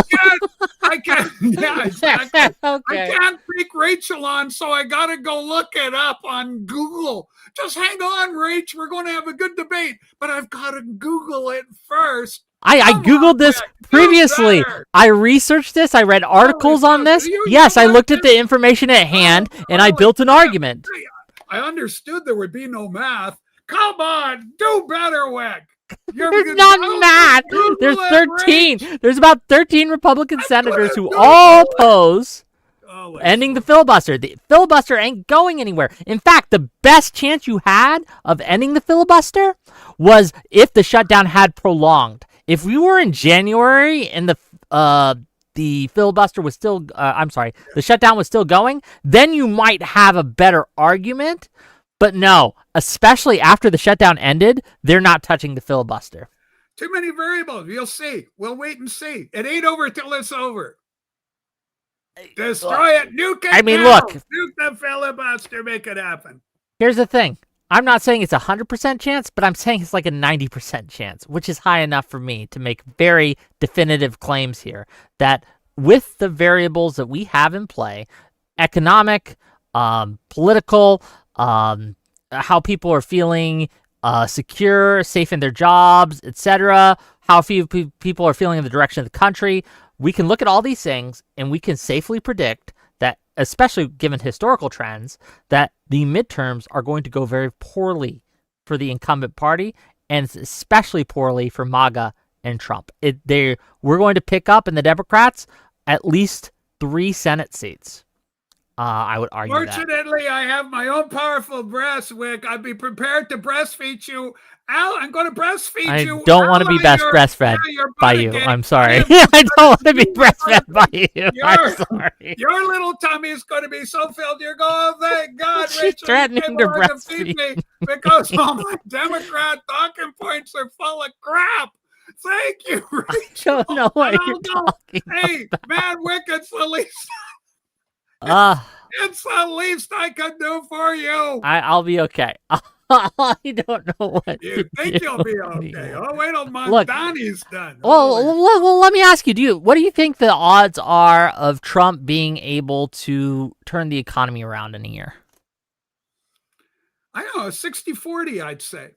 60-40. Walk me through it. Walk me through the process of how we get from here to there when it comes to improving people's consumer confidence in the economy. Here's how it works. It's going to fall into place very quickly. If he nukes the filibuster, right away he starts just dictating legislation. Pass. Okay, so we have to nuke the filibuster. That's step one. Got to nuke the filibuster. It's critical. Trump knows it's critical. That's why he's been banging on about it so much. Nuke the filibuster. We got to do it. But we've already discussed how that's very unlikely to happen, correct? I go 60-40 in your favor. 60-40. So already the necessary step that you are arguing has to happen for Trump to turn around the economy is most likely not going to happen, according to you. That's your argument. In a year, you gave me a year parameter. So within a year, we got a new. Yeah, that's when the midterms are. That's the debate. That's when the midterms are. That's the parameter I'm giving you is how long till the midterms. It's got to turn around before the midterms. Yeah, but I already said there's other variables coming in. If we can show what a corrupt, sick lot of crazy people you Democrats, what was Trump calling me? The left is crazy, left is demented. Okay, so the second thing has to happen is you have to arrest Democratic senators and politicians. Well, I think, bring some truth to it. Let's see some real justice in America. Okay, that so would be end nice. the filibuster, arrest the political opponents. I would like that. Okay. What else? So this is your path that you're arguing is we have to end the filibuster, arrest our political opponents. What else? And I trust those meat packers. The DOJ's looking and get those meat packers out of here. Get them, because their meat's going to be cheaper. So you're going to feel that at the grocery store. You're going to go in, even though you're going to be looking for Buttigig's nipple, you're going to be moving right on past that. You're going to get a nice healthy steak like a normal American would eat, rather sucking on the supple breast of frickin' Pete Buttigieg. So those meat packers have to be dealt with. That's the third pillar in your foolproof plan to turn around the economy. Okay, I'm just saying that none of those. Well, maybe the meat packing thing. I don't know enough about the meat packers. I'll leave that to your expertise. But the other two, ending the filibuster and successfully convicting their political opponents, I don't see either of those two happening. Well, I do. Okay, I just don't see 60-40. the data doesn't support that I conclusion. think That's all I'm saying. I'm rolling the dice here. I'm going to blow on the dice, and we're just going to give it a crapshoot. We hope that Trump's going to be able to get these guys on board. And Trump's he's the great negotiator. This is the thing about our Donald, our beloved Donald. He's ended 8 all wars. The best deals. So it's so beautiful. 8 wars have ended. So now we're working on Ukraine. Holy smokes, what a meat grinder that thing is. So, things are going good. Wick, I don't know where we can go. Are we starting to get circular here? Are we reaching that point, Sarah? What's your take on the debate? I don't know how to argue with the meat packing point. I will say that I think I'm pretty confident that my argument against the filibuster ending was fairly persuasive. I think I have the data there. As for successfully convicting our political opponents, I don't see that playing well, even if you are successful, which I doubt you will be. I don't see that being something that the public takes kindly to. They didn't during the Biden administration, right? And I don't grant you that they were the same, but even if I did, people looked at that and thought, we don't want that. We're going to vote for the other guy. So if Trump was successful in doing this, I think it will work out the same for him as it did for Biden, and don't work out at all. And I think we have history to show that that's the case. Speaking of scandals, of course, we got the whole auto pen. Biden wasn't there. Everybody's getting, and the January 6th, this is another thing. Those January 6th cats, half of them Republicans, those idiots, they're going to be indicted as well. So look out for that. I'm betting $1,000 that doesn't happen. Oh, really? That they don't get convicted. Are you sure about that? That the 5 Republicans on the January 6th committee, that they don't get convicted? Yes, I'll bet $1,000 on that. Oh, yeah. Cheney's done. Within the next year? She's done. Well, Cheney's dead. Not Dick, the baby, his daughter. Liz Cheney? You think Liz Cheney's going to jail? She was on January. She was the committee head. Her, Schiff. Who's that other guy that's always crying you guys have? You have these Democrats that are always crying. Like little girls. Rob Noor? I don't know. They're always crying. I can't tell you what's going on. Either that or you're speaking ghetto. And those are your white ones. But, this is the nature of the Democrat Party in 2025. This is why they're going to get their asses handed to them no matter what, because you don't have a leader. And you can't mention Mr. Bubble Breast, frickin' Pete Buttigieg, and you can't go with Gavin Newsom because nobody likes Gavin Newsom. He's no way that guy's going to be your nominee. I think we can nominate pretty much anyone and beat Trump in 2028. If she's not deported back to Somalia. With any luck, maybe she will be, gang. Well, that's great, Wick. With your loud, boisterous attitude, you've made Sarah go poo-poo or pee-pee. She's had to leave the TV show. Well, it's our show now, I guess. I just think that, I don't know where to go from here. I've made my case. I don't, there's nothing to chew on. You're not giving me anything to actually refute my points, so I'm not sure. I know, it's the brilliance of my style. I guess so. What do I say to someone who thinks that the filibuster has to end, the political opponents have to be convicted, and that the meat packers have to be dealt with before Trump can attain victory? Don't you want to pay less for meat, Wick, or are you happy paying for antitrust conglomerate? These guys hiking prices up. Man, I got chickens that I raise. I just eat those. Hey, Invisible Ray, one of my old buddies from England. Ray, I love you. Good to see Invisible Ray. He's a legend, by God. He's a Cockney, true Cockney, born within 5 rings of St. Mary's bells. Sarah, what a hell of a show. This is fun. I love Wick. He's a lot of fun. What I wouldn't pay to see him do is a little Buttigieg breastfeeding, though, especially in his beautiful little Hobbit outfit or whatever the hell that is. But it's cute, especially for television purposes. If you feel like you're at kind of a stagnation here, we could just maneuver into some super chats and then open the panel. Yeah, up let's and do see that. where I think goes. we've gone as far as we're going to go. Thank you. I want to thank We can get to closings. We can get to super chats. We can get to open panel, and that should be fun. Yeah. Okay. That's fun, Rachel. Nick, you're saying it like you have no heart or soul. You sound like a Democrat candidate that's just had their ass handed to him. Oh my God, we can just I just don't know what to. Everybody, I just feel so sad right now after getting my ass whooped by Ray. Jeez. Okay, go ahead. Closing statement starts with you, Rachel. Well, this has been fun. I mean, Wick's great. Points to Wick, I guess, are I think we do need the filibuster if you're looking at a year, if that's going to be the only thing. My point is there's too many variables at large. A single event could change the news cycle, the narrative, right? We've seen this happen time and time again. A story breaks and another story comes and the world's attention is diverted until the next thing. And this is, an old playbook. It's happened time and time again. So there's a lot that can happen between now and then. Filibuster going would be a big boon to Trump. Seeing those Democrats fight amongst themselves, having 8 cross the floor on this issue to reopen the government is a good presage, a good sign, indicator that we're going to see the end of this shutdown, and that is going to help Trump's economy as well. And we do want corruption to go. We want to see some victories. There's no issue with Trump's base. We're just loyal. And we recognize, like the idea with the HB1 from, India, we're bringing in all their techs and some 800 Chinese, we're all going, what is that? Get away with that, Trump. But that's Trumpy Bear. And we know that he got sucked in on some stuff, especially the first time. When he was on Joe Rogan, it was really telling because Joe Rogan asked him, he said, what was it like? You come in there. He goes, well, you get in there. He goes, I'm a New York guy. I don't know what's going on in Washington. I get in there and it was an education. So I had to rely on people. One of the people that I talked to and they recommended, I got John Bolton.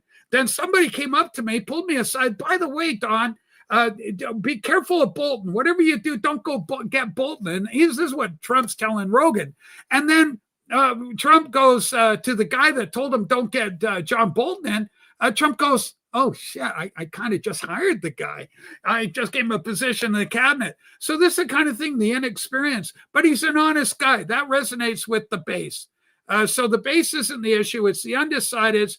I think there's going to be some stories coming up that are going to capture the attention of the American people. And with some victories for your wallets, gas prices coming down, prices of meat coming down, which is critical. You got to have your meat, kids. You got these canine teeth. Don't be a vegan like our friend Wick here. That's not going to keep you healthy. Okay, that's it for me. Wick, I love you. Go ahead. Go ahead to you, Wick. Wow. I'll say this. I'll keep it short and sweet. If we continue, and I think we will, down the paths we are on, we are looking to see a poorer, less safe American continent. And I don't think that the American people are going to be too pleased with how Trump has handled the trust that the American people have given him. They've trusted him to keep his promises, to help lower prices, to help them have more economic opportunity, to help them feel safer.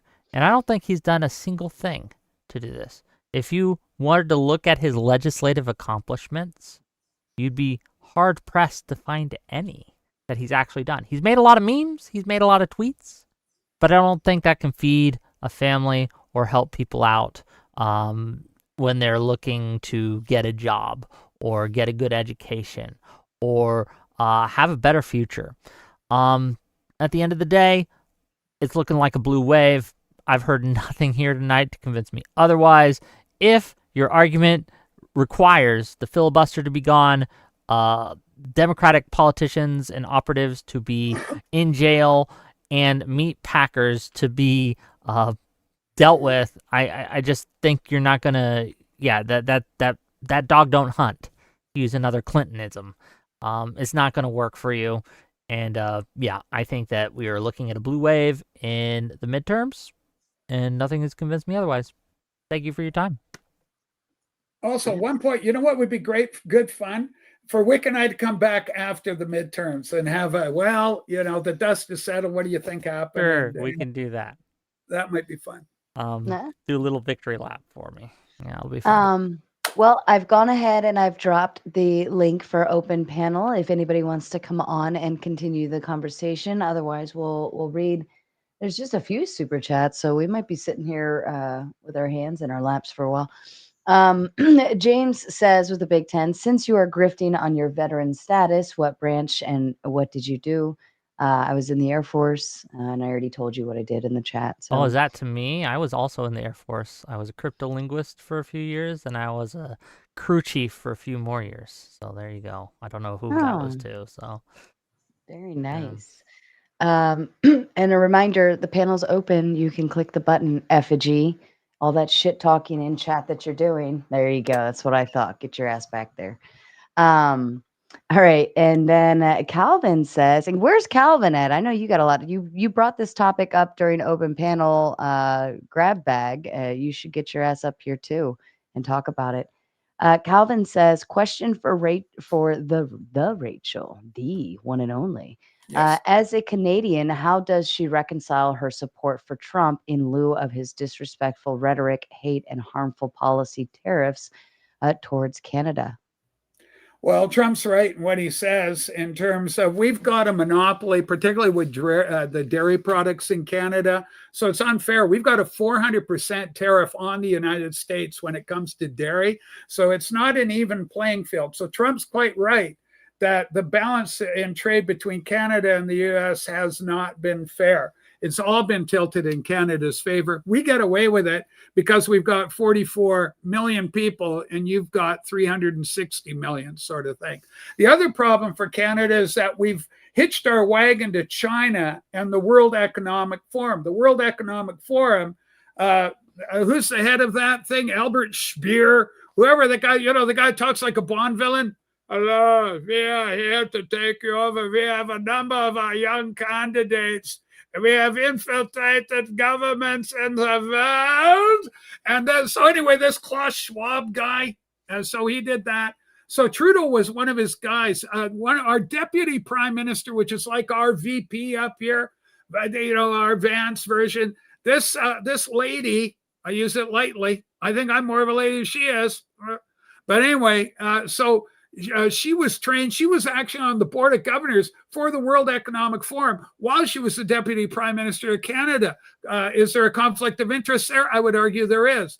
So there's a lot of problems in terms of Canada's orientation towards China. Trump saw it, and Trump's on it, and he's crippling it. Also, the fentanyl on our border. So I fully support Trump on that. Trump's absolutely right. Canada's government was wrong about it. We just caught a whole bunch of barrels, blue barrels, by the way, that look suspiciously like the kind of blue barrels you're seeing on these boats rocketing out of Venezuela, getting their asses blown out of the water. Same criminals, same actors. It's China. So it's a problem. China's a huge player in Canada. Trump sees it. So Canada's muscling Canada to get us in line. We need to be brought in line. We're a socialist shit show. And if you're watching what's going on in British Columbia, we're losing land rights. You can't even own property. You will own nothing and you will be miserable. As native land claims untreated, they all go, we're having our little meeting on unceded land. So all of that's because of that. So there's nothing hateful about what Trump's doing. He's writing an unjust balance. I pray to God he gets his way. Canada's a joke.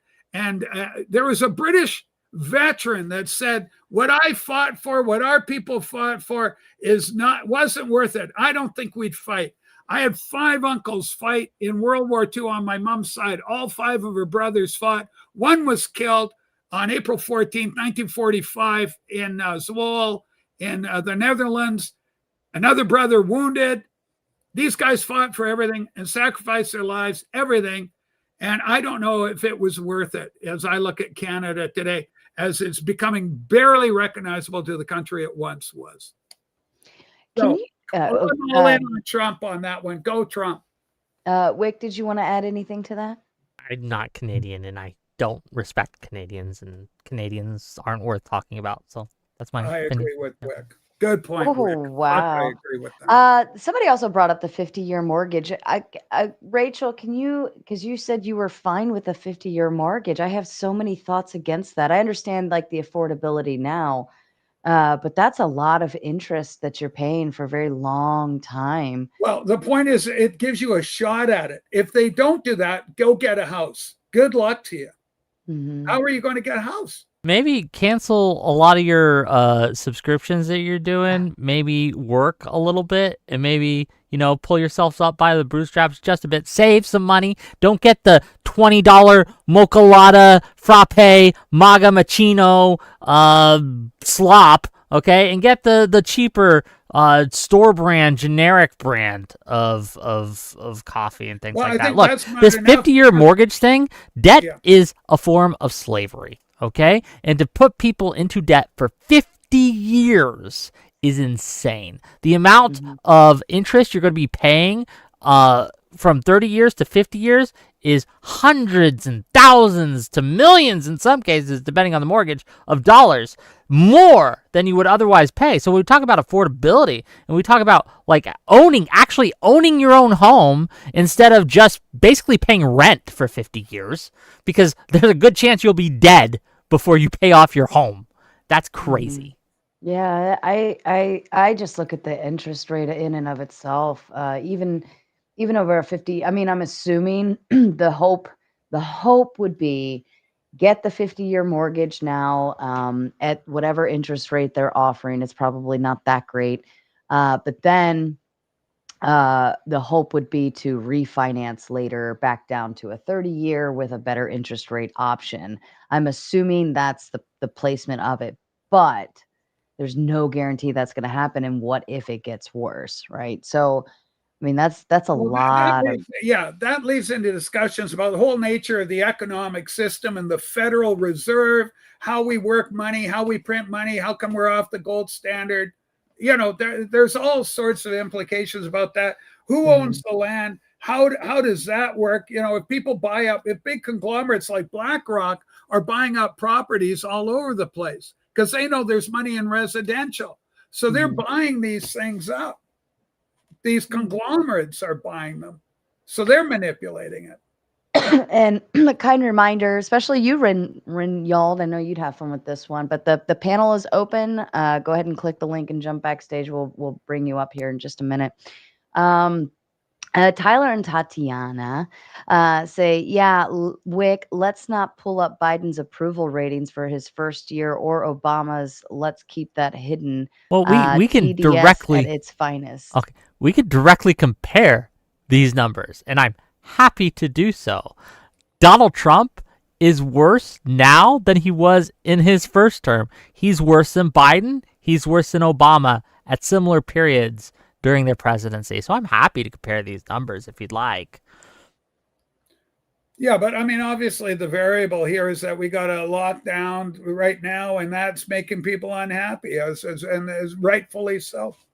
That's why it needs to end. I put a link in the chat there. I don't know if you can bring that up. It might be helpful, and we could just look at it together, and we could look at where each president was during this period of their term, from Obama, Biden, Trump first, Trump second, and we could just look at the numbers. I think it'd be very helpful. Let me put this on screen. It's the first graph, right? The very first one. You can just look at it.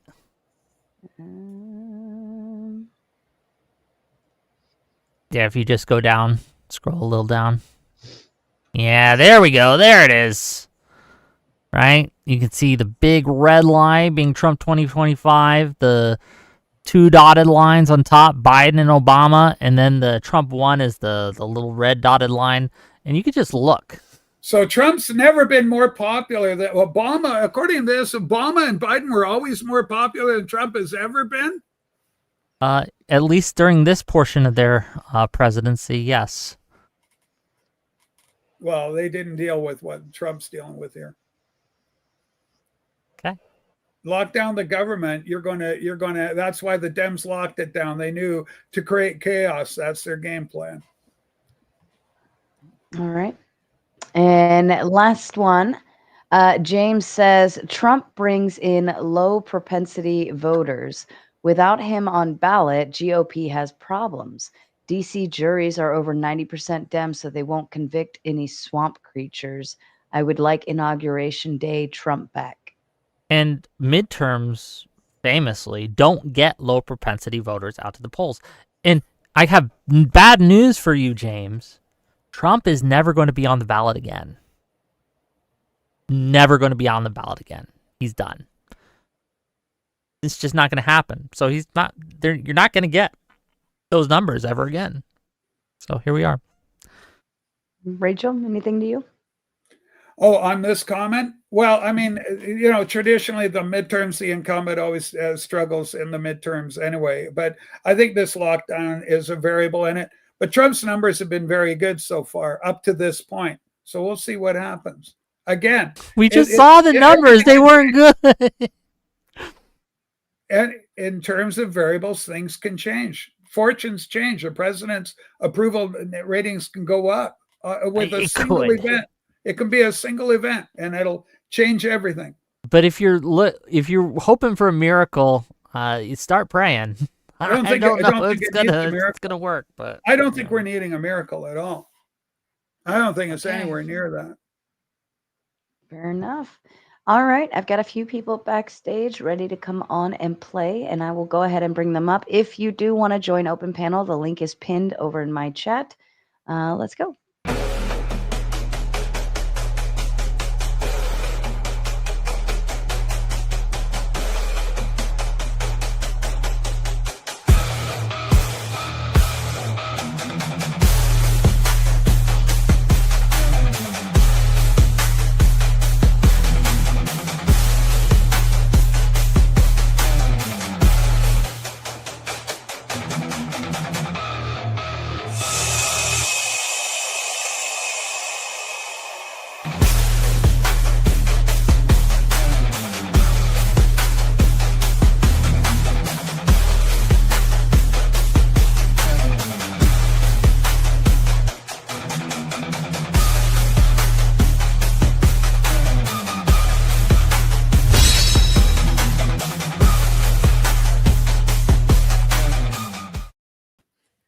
All right. Hello, gentlemen. Welcome back.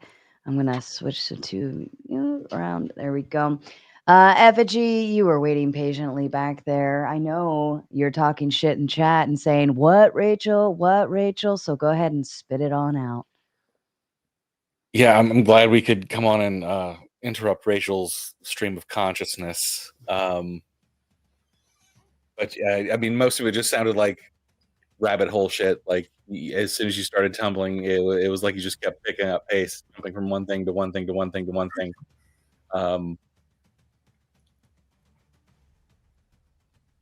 Yeah, I'm kind of just at a loss. No, me too, Effigy. Me too. Okay, what do you do with this? Well, how do you handle it? Right, you just give them some points, and then they go off and talk about like arresting the deep state, and you're like, okay. Oh, we're getting an echo. Yeah, I got it. I know who it's coming from. Go ahead. Effigy?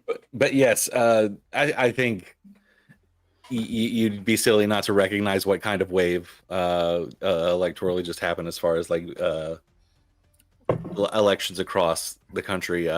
Nothing would be a greater example than those rare counties where, like, I think there was one county that hadn't flipped in like 90 something years or something like that. There were deeply entrenched places. There were a few of those counties, frankly. There's more than one example of things that haven't happened in 100 years. Suddenly, Democrats are winning. Yeah, and I think it does tell us that there is a really hard sentiment in the electors right now, and in the people right now. Remember what one of the things that tipped Trump over the edge as far as his election gains was that he had, which was rare for Republicans, he actually had a multiracial coalition. If that tips back in any way, Republicans are going to get stomped, especially with what Wick was saying with him not being on the ballot. Like that's something that Republicans are going to have to fucking contend with. And if they want to draw it out, they can. But every election from this point on, it's just them. They don't get to piggyback off of anyone. So, yeah, when it comes down to it, I think you'll find that everyone's going to blame them for everything, especially the shitty shit that Trump's going to try to do on his way out. Well, let me just ask the people who are on the right here. Who do you think takes up Trump's mantle? Do you think that J.D. Vance can pull Trump numbers? Pretty close. No, not so much. No, not so much. He's a formidable. He'll be a formidable candidate. No, I think if you really want to put someone up there who can get numbers, Ben Shapiro would. If he No. Yes, Ben would. No. Yes. No way, Will Shapiro. Shapiro's too divisive. Well, no way. MAGA doesn't even like Shapiro. Trump. So we don't want. Nobody wants. No way, Shapiro. Let me state a very unpopular opinion.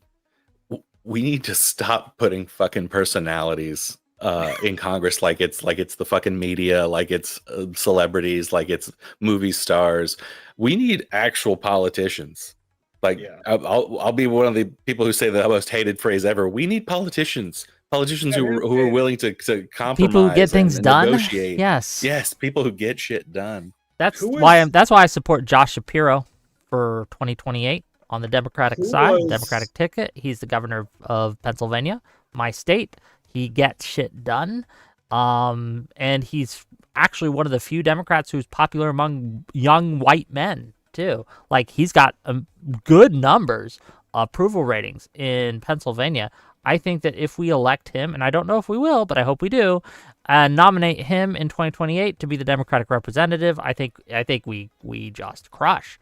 But as like when it comes to like personalities, just to you, Effigy, real quick, Effigy, like, you say that we need to do that, but I would argue that the likelihood of that happening is probably just as likely as the filibuster ending. It's probably not happening.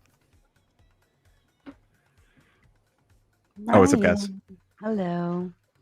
What's up? Saint, Sorry, I wanted to make sure Saint or Calvin, if you wanted to add any other thought in. Well, the only thing I have to say is, who was the Indian Republican candidate from last year? Vivek Ramaswamy. Yes, I thought he had. I think he had a lot of pull with people, more than Trump did. I think that more than Trump. Yeah, I do. Then why didn't he win the nomination in specific sectors? Maybe like crypto crowd for sure. Yeah, he got in trouble. I forget what he did, but he alienated half the base, and he basically, he's another Howard Dean. He went the way of the dinosaur. Yeah, well, wasn't he originally part of Doge? Like, Vivek was. Yes, he was originally part of that. Right, yeah, they were supposed to head Doge together. Yeah, but he got kicked out early. No one liked it. That was a smart thing that he did. Yeah, I think he realized how terrible the optics were and how useless Doge was, and how terrible it was for everybody. So, well, no, but I think that if he didn't have all that backlash, just like what Rachel said, I think he could have been a real good contender for 2028. I honestly do. Do you think the current Republican Party would ever elect an Indian? Sure. Yeah. He didn't he just have a you're not white moment with a whole bunch of Republicans? He did. Yeah, he did. Yeah, I think he's just not going anywhere, man. Like, yeah, look, I would be happy if someone like Ben Shapiro or Ramaswamy was the opponent, not because I like their policies, but because I think that they're serious in a way that J.D. Vance and others are simply not. Yeah. Well, that style, that just speaks to Effigy's point about style and personality. I mean, here's the deal. The trouble is that without the term limits, you get your politicians, and all they end up doing is getting corrupt and stuff in their own pockets and not helping the American people or their constituents. And that's happened time and time again. Well, is there anyone here? Can I just ask? Is there anyone here aside from Rachel who thinks that the Republicans are going to do well in the midterms? Well, if they cheat, which if they might. cheat. Oh, if they cheat, yeah. Okay. If they cheat, okay, we're gonna assume a stand-up, straight-up election. Okay. That's the world we live in, man. Yeah, but no shot in a fair election, absolutely not. But yeah, this coming from the party that cheats. Yeah, okay. Tom Carpenter informing me so gratefully. Things went well today. If you know, you know. Just wanted to let you know I'm still here. Thank you, Tom, and I'm happy for the good news. I'm glad it's all well. All right, back to you guys. From the party that cheats what? Sarcastic? I said from the party, you know, Ryan says that the Republican Party is going to cheat for 2028 for the midterms. And I'm like, I don't know. I don't know. From the last few elections, wasn't it the Democrats that did most of the cheating? You think so? I think so. Was it Trump caught trying to cheat in Georgia? Yeah, one time. More than just Georgia. This many votes. Not just Georgia. Yeah, also. One time. We're talking about. I'm talking about. One election, guys. He didn't try to overthrow. I was like one election, maybe, but there were many things. But come on. One there are time. states currently suing the federal government because they are after their voter roll. For real, man. Hey, There's shit going down. Let me make an example. Kamala pretty much took Biden's spot without being voted in by other Democrats. Look, I'm with you on Biden getting kicked out. I will say that. I think that was a mistake. I think that if the Democratic Party didn't kick out Biden, basically coup him, I think that Biden actually would have overperformed Kamala, but that's a minority opinion on my side. I think Wick might have a point. I have a good point there, and I it's possible. I've thought about that as well. But at the end of the day, like I voted for a ticket 2 elections in a row with Kamala Harris's name on it, and I, as an American citizen, I understand. No, is that me or president that I vote is the next person in line if anything is to happen to the president, right? Yeah, but don't you have to be voted in, Ryan, to be the next Democrat candidate for president? Not at that point in the process. Yeah, well, technically, that's what got around it is where they were in the process, right? Okay, because that's what the part I don't understand. Okay, so what don't you understand? Well, FG just explained it to me. Oh, so we're good. We're square. Everyone's tracking. We're fine. Okay, great. How do you feel about losing to Canadians' best? Oh, yeah, I think I'll be okay. Yeah, you'll be okay. I'll be okay. Yeah. Aren't you afraid about being breastfed by Buttigieg or by Rachel? I guess I am against being breastfed by either of those people. I don't know. That was fucking hilarious, though. Come on, that was funny. It was funny. The idea is it's just to entertain. We just want to entertain. Yeah. He took it well. I think he took it very well, Wick. Thanks. I think I'm not sure. That's what it was more like. I don't know what and to Rachel was say. having a comedy routine. That is exactly. what it was more like. But that was my thing. Is like if this was a comedy routine and we were doing stand up, okay, fair enough. I think Rachel did well as a stand-up comedian, but we were talking about serious issues with serious implications, and I just don't think she had any. And like I say, nobody can say what's going to happen unless you got a crystal ball, unless you're. We can make inferences on the future, though. We can make predictions based on data that tend to have good. All it takes is one event, and the world's different. You can be riding the high one day, and the next day your career is over. Yeah, but don't I know all about that? If you're relying on a dark horse event, sorry about that, Sam. You are doing poorly. I'm sorry, I couldn't help myself. Well, I mean, they call it October surprises for a reason, right? Yeah, if you're relying on an October surprise, it's just not going to work out. They're always in October. Yeah, sometimes it's worked. Sometimes it's worked. That's why it's a thing. When has it worked? Here's a question for you. It's also kind of inferred that because it's an October surprise, because it's always at the time right before the election, it's always manufactured. What's an October surprise? So the October surprise is this idea in politics that you're going to have some new revelatory information come to light about a candidate right before the election in October, like right before the thing, and that's going to change up the dynamics of the race. That suddenly the things you thought were true are suddenly not true anymore, and the candidate that was behind is suddenly going to be ahead because, well, I'll give you some examples. They tried to do it with Bush when they released his drunk driving record, right? His like incidents of him being convicted for drunk driving. That didn't work. They tried to do it with Trump when they released his stuff about grabbing by the pussy. That didn't work, right? That kind of worked. The pussy kind of worked. I think Bush did it to McCain as well in the primaries. Yeah, I don't think with that the black baby thing actually worked. That recording for Hillary, there was for Hillary Clinton. I think grabbing by the pussy was a very successful event, and the Million Woman March. Yeah, it definitely hit the ladies' side of things. I think it put there was a zeitgeist in the electorate during that period of time, and it painted Trump as a sexist and this kind of thing, and it's created this. It kind of created a legitimation for the hatred that has come from people, and I think unjustly so for the guy. But I thought it was very effective. I thought it was very effective. It wasn't effective. He won. It was October. They had a video of him talking about grabbing pussy with some guy named Bush. He was a reporter or something. They were on the bus. They were. Yeah. It was recorded. They were talking about that. And it was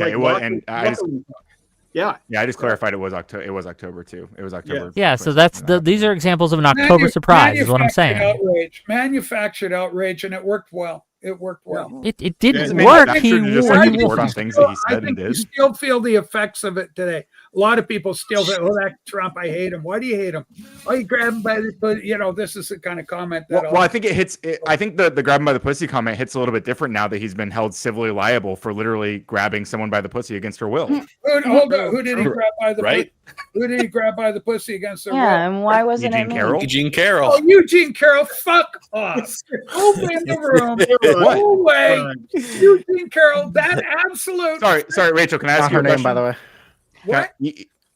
Eugene Carroll. Can I ask you a question? What was Donald Trump found civilly liable of SA in that case? In New York. Okay, oh wow. And? You can. Yeah, it doesn't count if it's in New York. To be clear, the answer is yes. New York. Hey, what happens in New York stays in New York, apparently, I guess.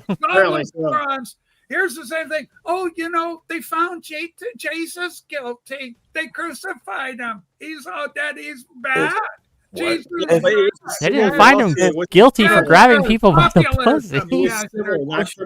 Jesus certainly didn't grab him by the pussy before they did it. If Trump was neither did Trump, especially with that idiot. Holy crap! What was it with the fucking CNN guy? The glorious whatever. Rachel, what do you think the odds are that in that clip he was literally talking about that incident that he got indicted for? Probably done it multiple times, maybe. From zero to none, you liberal idiots. I will say I like this October surprise full of full-size candy bars. That is way better sounding to me. But I may be biased on that. Yeah, no, this woman has zero credibility. It's in a major department store. She did her facts were all wrong. That the whole thing, Statue of Liberty, they had to change the law in order to get Trump nailed on this thing. It was absolutely comedic, and she's not going to see a single penny when it's all said and done. There's not going to be. Rachel, I have a question. That is true. Trump never pays his debts. Through that. Rachel, if what you say is so true, what I've never understood about the situation, why didn't Trump at least show up to court to testify? Why did he choose not to testify at all? Well, because he has lawyers, and his lawyers probably said, "We don't want you talking." I don't think he even showed up for court. Did the lawyers show up? Did anyone show up? The lawyers, he would have had some representation, yeah. In fact, the judge probably would have made it because it makes for good fodder for the cameras and stuff to have his lawyers there. So you're up for a case and you just decide not to show up. And your lawyers can tell you we don't want you there, and that's their decision. And part of the decision maybe we want to delegitimize this thing to it because it is illegitimate in the first instance. You clowns got this guy on 37 counts. He's been shot at twice, hit once. You got You got what else did you fucking do? You impeached him twice. It's just and nothing, and you got nothing. At the end of the day, smoke clears. It's funny how the left gets blamed for everything that even the there was things a we didn't conviction. do. I can't believe we all. Do you guys feel bad that we did all that stuff? Man, I didn't when do I a personally single one of those things. I didn't remember any of it. Also, keep in mind, we didn't get nothing out of that, right? We got criminal conviction. We got civil victory for E. Jean Carroll. We got 2 successful impeachments. Exactly. Like these weren't Who's nothing, right? president right now?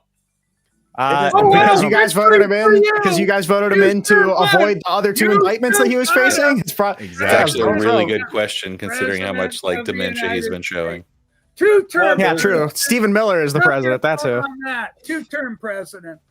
Glory to God. At least 2, could be 3. Steve Bannon won't stop talking about it. So we don't sound like crazy progressive liberals. I just want to say when there is a sexual assault victim, I don't think of myself as we getting, right? I don't think it's that big of a competition.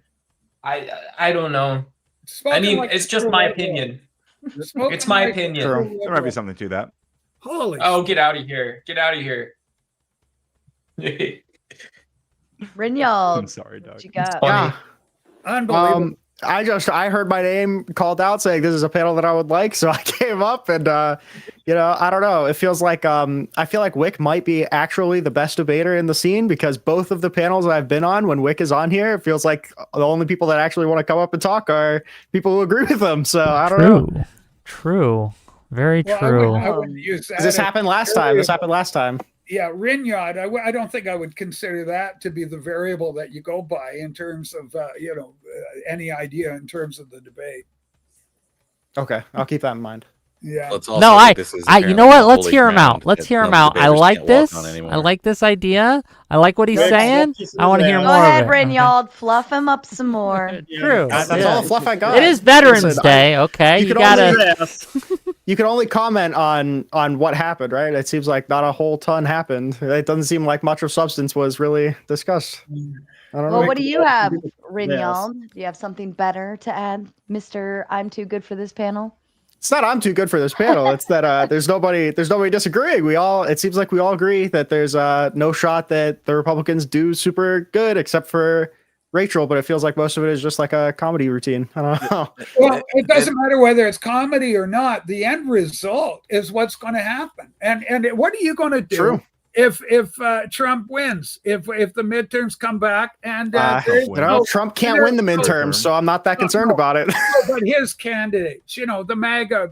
Well, if that happens, then we're going to have to fundamentally relook at how we evaluate the electorate. But I don't think that's going to happen. No, we'll see. Like I'm willing to take a look see, and I'm also willing to come back, win, lose. It also depends on if the actual vote matches the. I have a question. I have a question. Yeah, go. So I saw Donald Trump doing a very famous presidential tradition. I think we both appreciate that. Doing the 60 Minutes interview. Okay, and so.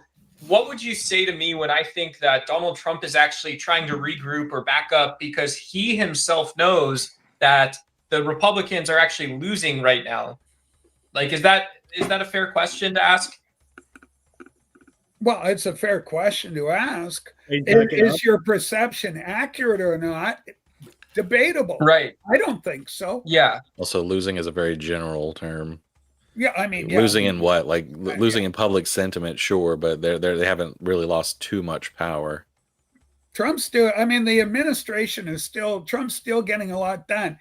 He wants that filibuster so he can really get things done. No, hold on. People keep saying he never passes laws. He never wants to. That's the greatest thing about Trump. That's the thing I'll praise to the day I die is that this idiot never passes laws. Remember, so it's really easy to wipe away all the stupid shit he does after he's gone. Remember, we didn't need new legislation. We needed a new president. Remember that quote is the best thing to represent Trump's entire presidency. It's wind. It's going to be gone when we gain power again. Exactly, you're exactly right. All he can do is slow down the process.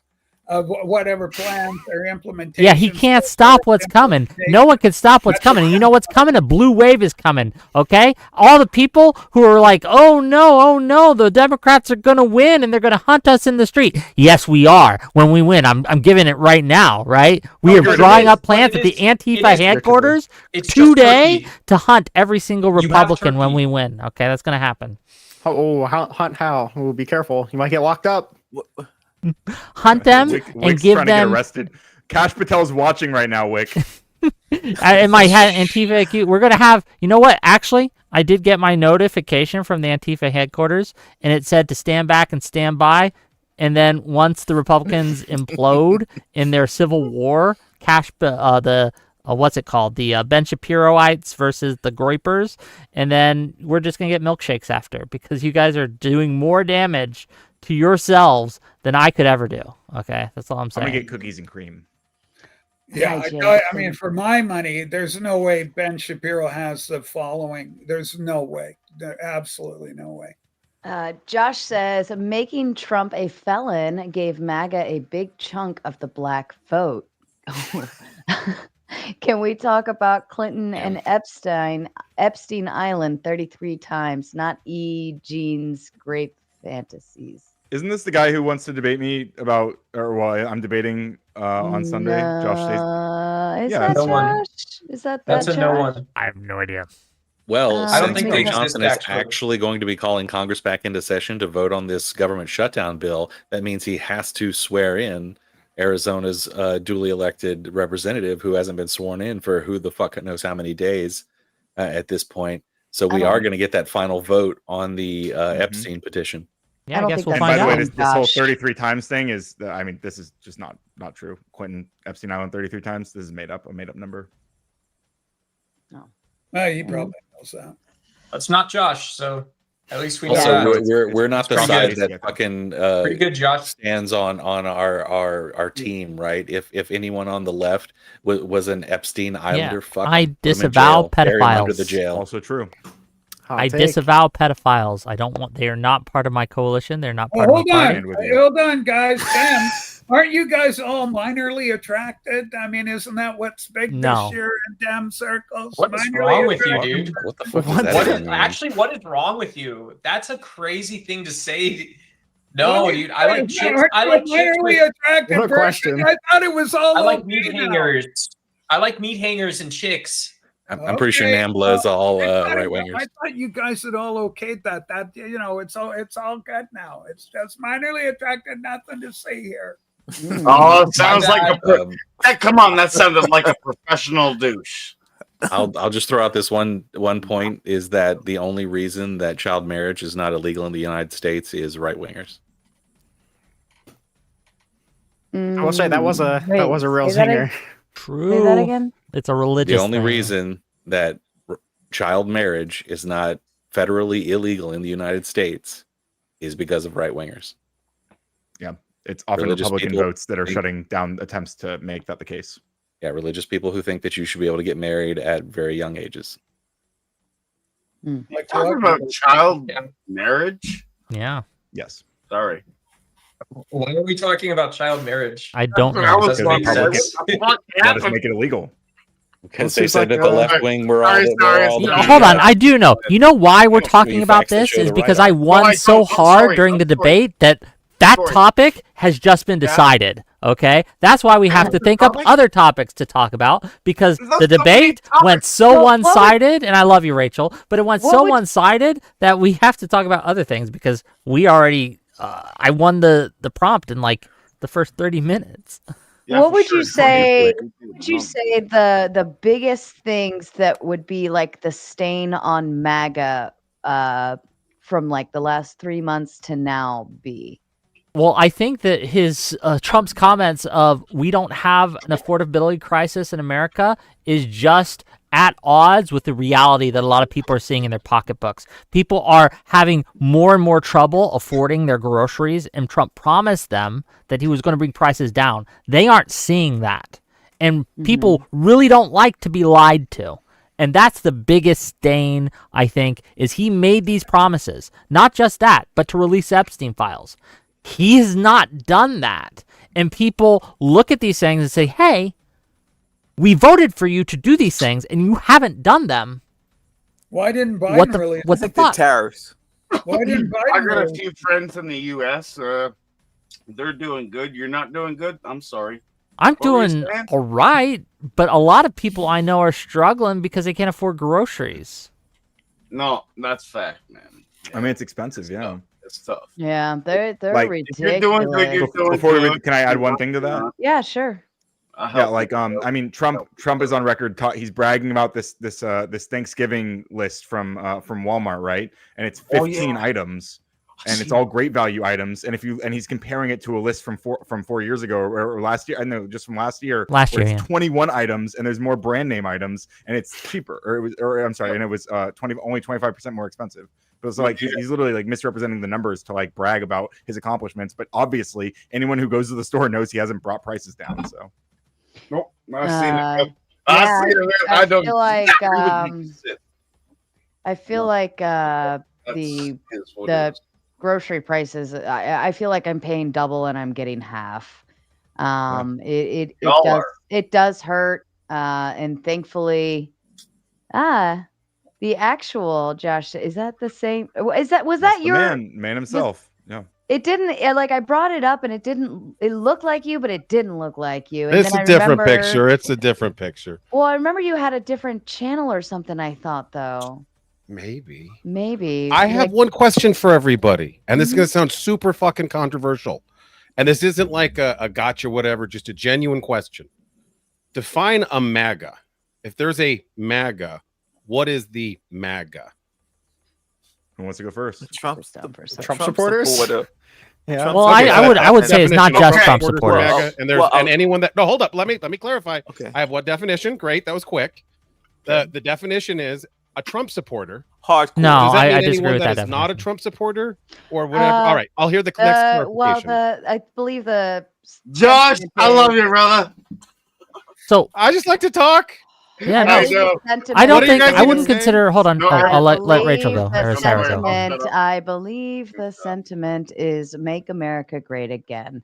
So the concept behind MAGA is to push it in such a way where we are bringing down prices, where we are making things more wholesome, more secure. I think crime rates would have been kind of on that list, getting rid of all of these localized issues, more in, I would say, leading more towards isolationism without doing isolationism, but taking care of us instead of taking care of everyone else and fixing what we have at home. That's how I interpret it and understand it, but I'm not definitive. It's a question for anyone else. Is that any different than America First?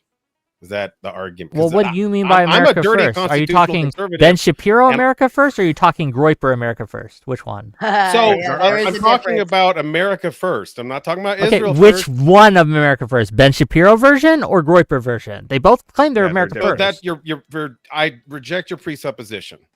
Well, There's to help you more with, than a I can help you or a out. Ben Shapiro version of America.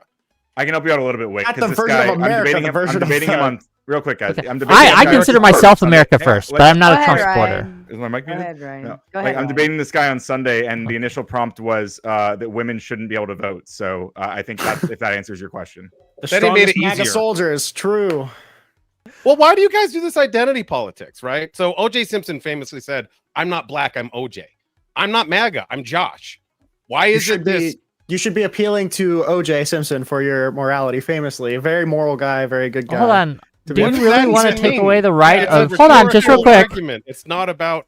What's your name? Josh? I get it. Stacy? That's- Is it Stacy? my Is your name name. Stacy and you He's want to running take for away Congress. women's right to vote? Okay. I didn't say I Why wanna do you take want it to... away. Hold on. Is that your argument? I'm just clarifying. I don't know. Are you Look, arguing that we you're should gonna take be away women's right to dying vote? until Sunday. You're gonna love it though. You're gonna Okay, hear but all is that sorts you, of like stuff. is that your like is My that what position you're is, advocating for? I don't want to spoil the surprise. I know we're all excited. The prompt is, should every adult vote? And Ryan, please clarify if it's wrong. That's what I'm preparing for. Is should every adult vote?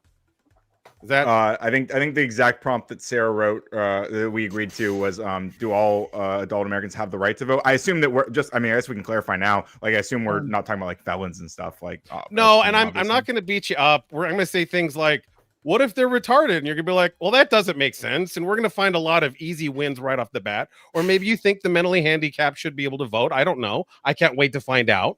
But well, I don't want to disenfranchise Republican voters. I think you should be able to vote. Hold on. It says if you're universal. of sound mind, you should be able to vote. Shut up. God damn, I'm sick trying to talk and y'all keep being stupid. The prompt is universal suffrage. Do all adults have the right to vote? I would presume colloquially we're going to leave out people that are in prison, people that are have special needs and not coherent and capable of doing those things. I think that would make sense to automatically presume no, they can't even tie their own shoes. I don't know. right? Ryan, let me ask you this. Do you think felons should vote? Should I mean I'm willing to accept that the reality is right now that felons we remove their right to vote and that maybe that's justified. I'm also open to I'm open to that changing in the future. I'm not necessarily opposed to that, but yeah, I think there's a lot of axes. There's ownership in community, a renter is in a community, so they should probably have a say in what's going on. People that own property should have. There's a lot of different ways to slice it up. Let's save it, Josh. So wait, all this to say, it's a big topic. Yeah, we can't just do a binary. I'm sorry. And to be clear, I want to answer your questions. You sure, just to be clear. So fair enough. You're not necessarily arguing for women to have to strip their rights to vote. So fair enough. That's fair enough. I guess I just ask you: do you think that currently in the current topic, do you think that MAGA is going to win in the midterms? I'm going to go back to the first thing I said, and I don't mean to be a tool, but what is MAGA? Okay, let me change my question. Do you think the Republicans are going to win in the midterms?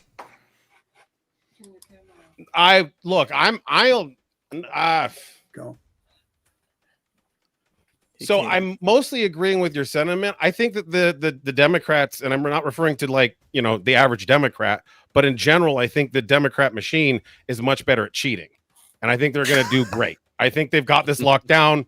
And I'll tell you this. Now, I am a failed candidate for state Senate. I got 28% of the vote with $1,500 on the Republican ticket criticizing Israel, which is a pretty spicy take in 2024 when I was saying it.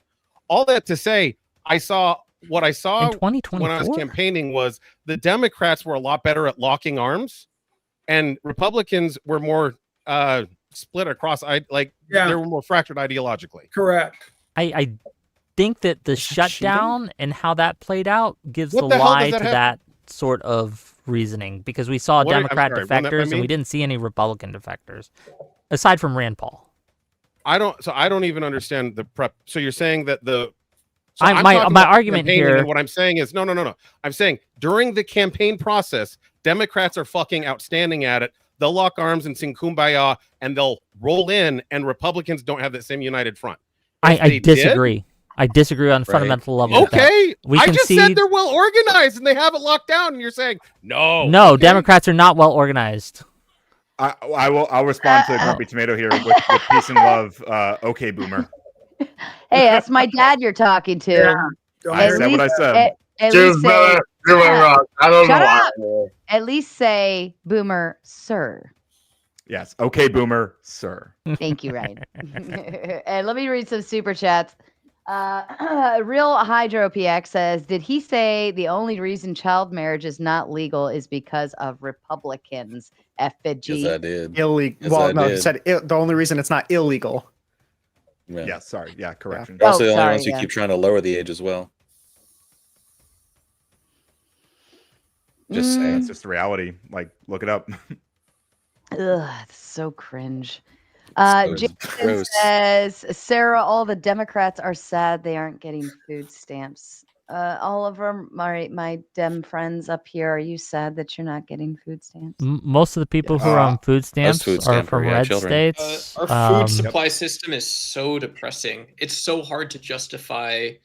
This is coming from someone who is a foodie, right? I was a steak, a bottle of wine, blowjob guy. Sorry, Sarah, no offense. But like, yeah, I would go pick up a good mumbled ribeye, you know, a $20 bottle of red wine, something that I was familiar with and stuff. And it's just, it's outrageous. We deserve nice things, but I don't feel like the free market alone or government alone is going to solve a system that large and that important. I gotta pay like $500 for a blowjob now. I agree. I agree with what they're saying, but I also want to add, like Wick was pointing out, most people who are on these sorts of benefits are from rural red Republican states. Like this is the reality. People like pretend this isn't the case, but like again, I encourage you, Google it. Learning is radical. Look this shit up. Tyler and Tatiana say, I don't know where you're at, Wick, but gas here in PA is below $3 a gallon, which is better than Biden prices. The pumps don't lie here. I will say gas prices have gone down. Not in my area. And look, gas prices they fluctuate and they are different depending on what part of a state you are in. Hold the fuck up. Is this really the argument you're making, Wick? That gas prices are different. Yeah, gas prices don't fluctuate. No, you don't think gas prices fluctuate? Gas prices nationwide haven't gone down because you, wherever the fuck you are, allegedly, just granting this, it's not lower there. So everyone else with lower gas prices is. My argument was on groceries, not gas prices. Make an argument. The super chatter. Hold on, just real quick. The super chatter brought up the gas prices. I did not bring up the gas prices. I brought up grocery prices, which are, again, we can look at, as Sarah will attest. You're paying double and getting half. So do you agree then that your gas prices are lower? I don't have data on that. Not for me personally. Okay. So why should I take a random super chatter's word for it? No, the question is also, can we all agree this is a part of the problem it has here. more to do with setting gas prices than any United States president? Like that's mostly OPEC. That's price of oil. I mean, we maybe can change like gas tax amount on it. You can maybe supplement supply with some reserve sometimes, but most of that price is never us. We don't just dictate that shit. You gotta. Well, I think that the reason this is a flawed argument, right, is because like you could say the same thing about all the externalities of grocery prices, right? So we were holding Trump to account earlier when we're talking about grocery prices, but then the gas prices come up, and suddenly they're like, well, it fluctuates. So I understand where they're coming from, right? Look, I just leaked you the data on PA gas prices. We can look at it. We don't have to argue about it, and you could just look what prices are. Curious if you're saying you're the only person in the country that isn't experiencing lower gas prices. Said you were. All right, I'll take your word for it. Let's see. Today's a national average as of today, $3.0307. That's national, yes. In Pennsylvania, national average, and then Pennsylvania is $3.27. So you're 27. Yeah, that's generally the 27, price. 20 cents more. Oh wow! And it can be up to about $3.50 in like the more rural areas in Pennsylvania. Right, because gas taxes can be both like state and just local. Yeah, they can stack gas taxes. So, I mean, it is pretty cheap in like Philadelphia. I'll give you that. Would you agree that a lot of people have experienced lowering gas prices, or do you think that I don't know? I don't have the information on that. Well, I would say so. I would say so. I think gas prices have gone down. Just from a quick like cursory. I mean, I just asked. We're gonna have such a reasonable time. Maybe. Yeah, I won't be happy until I see nationally gas prices under $3. I think I don't think we've seen that in a while, and I think that's where I start. 7 cents. Get it under $3, and then you're going to see a lot of happier people. All right, Wick, nationally by January. It would definitely help, even though it. Well, also, can I just bring up something really quick? We always talk about prices and whether prices go down. In a growing economy, you always have inflation. That's why the target inflation for the Fed is 2%. There will always be inflation in a growing economy. The only way you get deflation is to have some kind of market crash or other event that drives the needle down. Like the only way we're going to get cheap prices again is if some bad shit happens, basically. So it's either keep it stable and only have it raise a little bit, or bad shit makes things cheaper. Jason says, Wick, I was in the business as the 4th generation. Gas prices are cheaper based on nationwide prices. Okay, I mean, like again, I didn't I don't have data on the gas prices specifically, but I will say that one of the signs of recession is a huge dip in gas prices because they have less demand, because less businesses are transporting goods, less businesses are fueling their trucks and their fleets. So it's not always a good thing when you see a huge dip in gas prices. But again, I don't have the statistics on this specifically. Wick, quick question. How many factions of Republican, MAGA, conservative, whatever do you think there are? A lot. Okay. Yeah, I would say a lot. A lot. I can't give you a specific number. I know there's at least 3 major ones. There's the old school conservatives, right? Like the Dick Cheneys, the neocons, those kind of people. Then you have what I would consider the cult, the MAGA cult of personality for Trump, right? Where they just go what Trump says. Then I think you would have the Ben Shapiro types, right? That are more of like in that bubble a little bit, but they're not the exact same. Then you have the Groypers, and then you have the Groyper adjacent people, right? Like I would say Tucker Carlson is now that. He's not a Groyper, but he's Groyper adjacent, I would say. So that's 4 off the dome. Well, I mean, those aren't MAGA though. I mean, when you're MAGA, I didn't ask MAGA. That wasn't the question. The question was how many different conservative factions are there? Yeah, there's a lot, and those are the 4 major ones I could think off the top of my head. I mean, I'm surprised you're even saying Groyper, if I'm honest. I don't think statistically. There didn't used to be. It used That's to like just a be loud you were a crowd John Wayne fire. Republican, right? Isn't that crazy? You could be a supporter of the military who voted Republican, but you wouldn't see someone who simultaneously owns pews and has like a massive interest in real estate. And now, Donald Trump says, well, that's everybody. Everybody gets to go do the same thing. We're all the same. We're clones. Like, didn't you run for Senate? Like, what would you say to that person that you're talking to? So when I ran, so Nevada is about a third blue, about a third red, and about a third independent.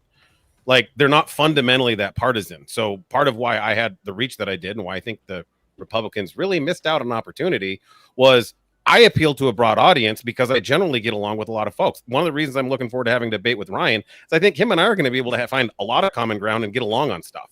And I think there's a lot of interesting things we actually could be arguing about instead of who's a Groyper versus not a Groyper and maggots and all Did you this see? lazy Did you, sorry to identity cut you politics.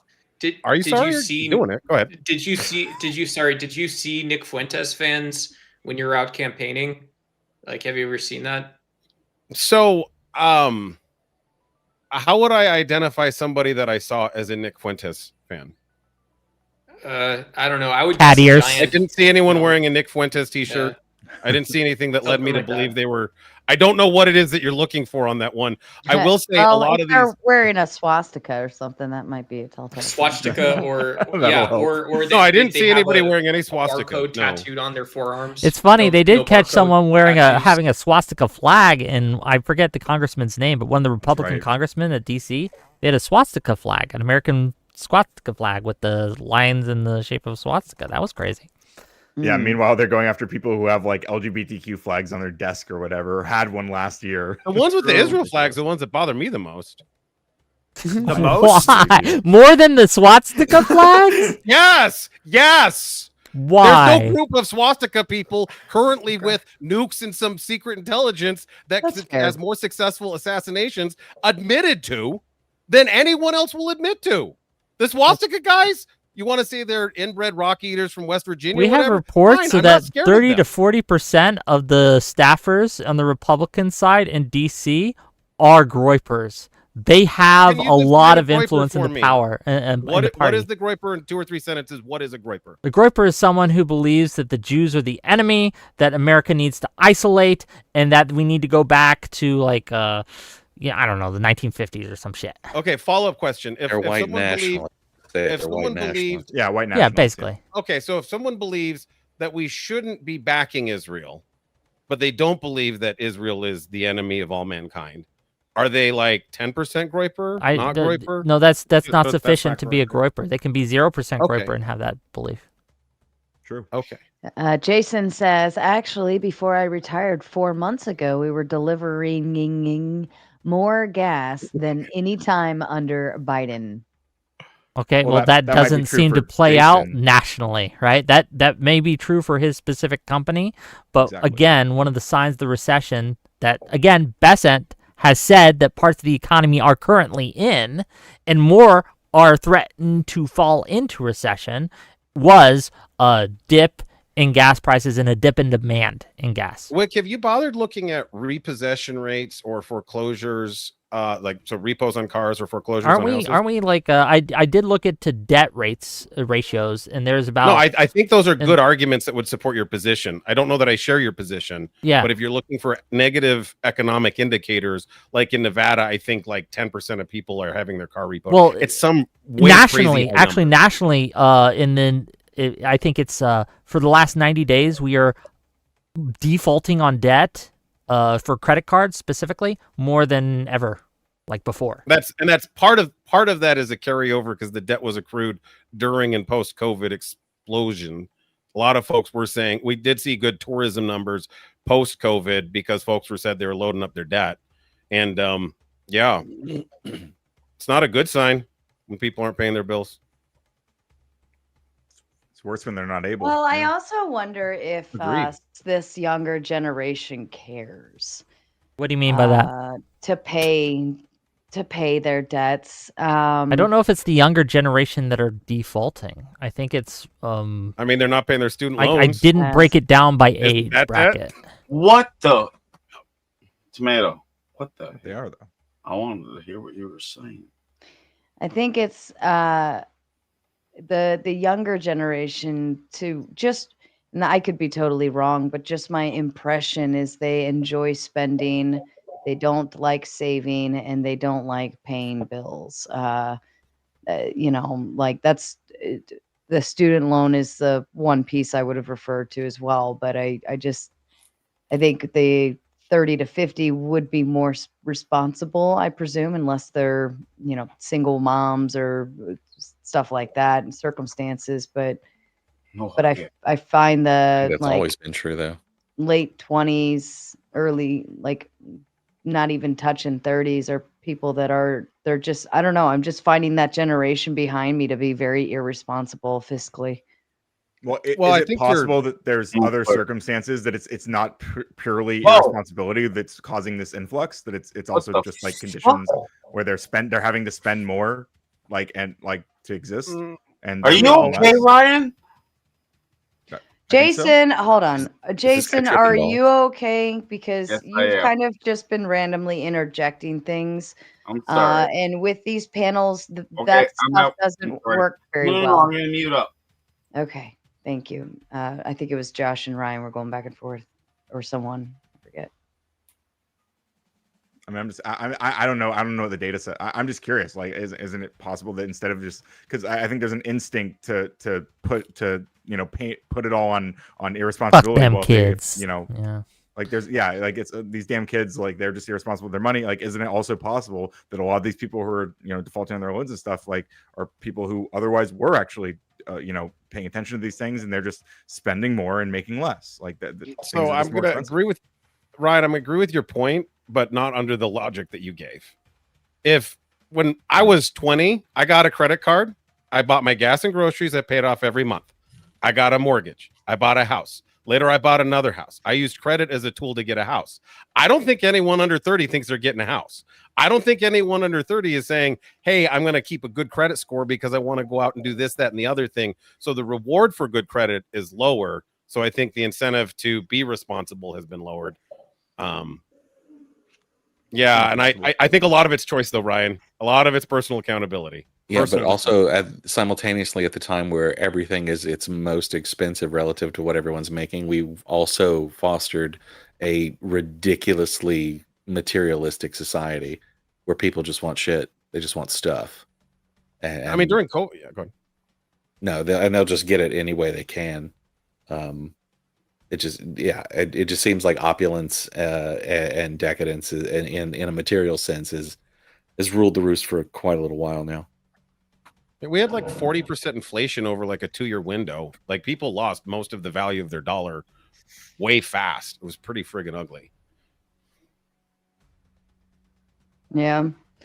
Yeah, I don't know. I mean, I feel like this younger generation does a whole lot of spending on stuff that's not necessary.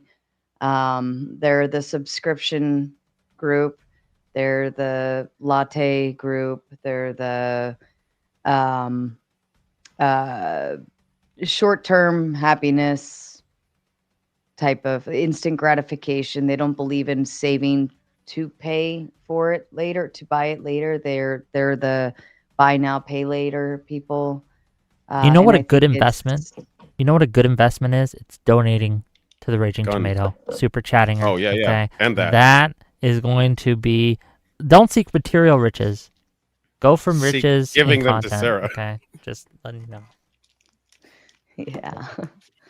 Considering. Sarah, nice to meet you. I just messed around. No, it's all good to meet all you guys. I love your guys' context. It's great. Thank you. Sorry. So true, King. Yeah, I I'm want just one of what Jason's having. I know, seriously. Like at this point in my life, what would it hurt at this rate? That's bleak. Come on, let's have some. Let's have some well, positivity. I'm just the younger generation though. There's a lot of instant gratification. The always have to have the new phone. Always have to have a big TV. Always have to have the games. Subscriptions to fucking everything and anything. And like they keep saying that they can't afford houses. I get it, but they're also reaching for the moon when they can only afford the tree, right? Like, Well, the I argument, just the argument I've heard from a lot of people on the right that are mad because Ben Shapiro got in trouble, right? And I don't think he should have, because I think he was just correct, where he said something to the effect on his interview with Trigonometry, where he said something to the effect of, if you can't afford to live there, you should move. And people got so angry at him from the Groyper side of things, from the I would consider the Carlson side of the Tucker Carlson side of things, because they were like, well, it's your birthright. It's your birthright to grow up where you live. And you have a generation that is being taught that you have some sort of right to live where your parents grew up. But it's You have a claim to this land. Yeah, but it doesn't make sense if you think about it for more than 5 minutes, right? Because you think, oh, well, what if your parents sell your house? Do you still have a right to live there? No, you sold your house. You don't got a right to live there. But see what we did, and I think maybe more people are going back into it though, but families did stick together. Whether it's living with your parents for a little while until you build up, or living with aunt and uncle, grandma, grandpa, living with your older brother, something along those lines. More people were doing that and saving money because they could. You weren't just like leaving and then going and paying thousands and thousands of dollars in rent. It's just it's stupid. And we've split up the family unit, not only in the internal aspect but in external as well. And people are in such a hurry to get out and get their own place and do their own thing for shit that like they could have just had a little patience and waited, a little bit longer and gotten a better deal or whatever the case, or been able to afford it.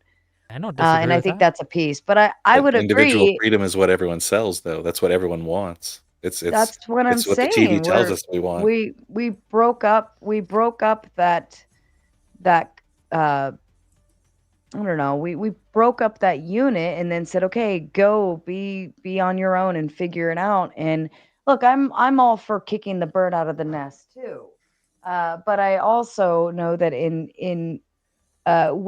when it's too expensive to do certain things, sometimes you have to be frugal and smart and make sacrifices early on. But this generation isn't willing to make sacrifices where they need to. They just say, no, I deserve to have all of this shit and this shit too. And the reason that they don't is because of the Jews and immigrants. And that's what they're being preached to, right? Like a lot of people are saying the reason that you can't get what you want is because of the Jews and immigrants. It's a defensible position. Do you know what Nick's real beef is in like the 30-second version of it? It's not a defensible position. I want to hear it. He called him by first name. Yeah, well, so Wick, question. Go ahead. Do you know, just yes or no, or feel free to explain. Do you know what Nick's like simple position is? On what? specifically? On immigration, for On example. immigration.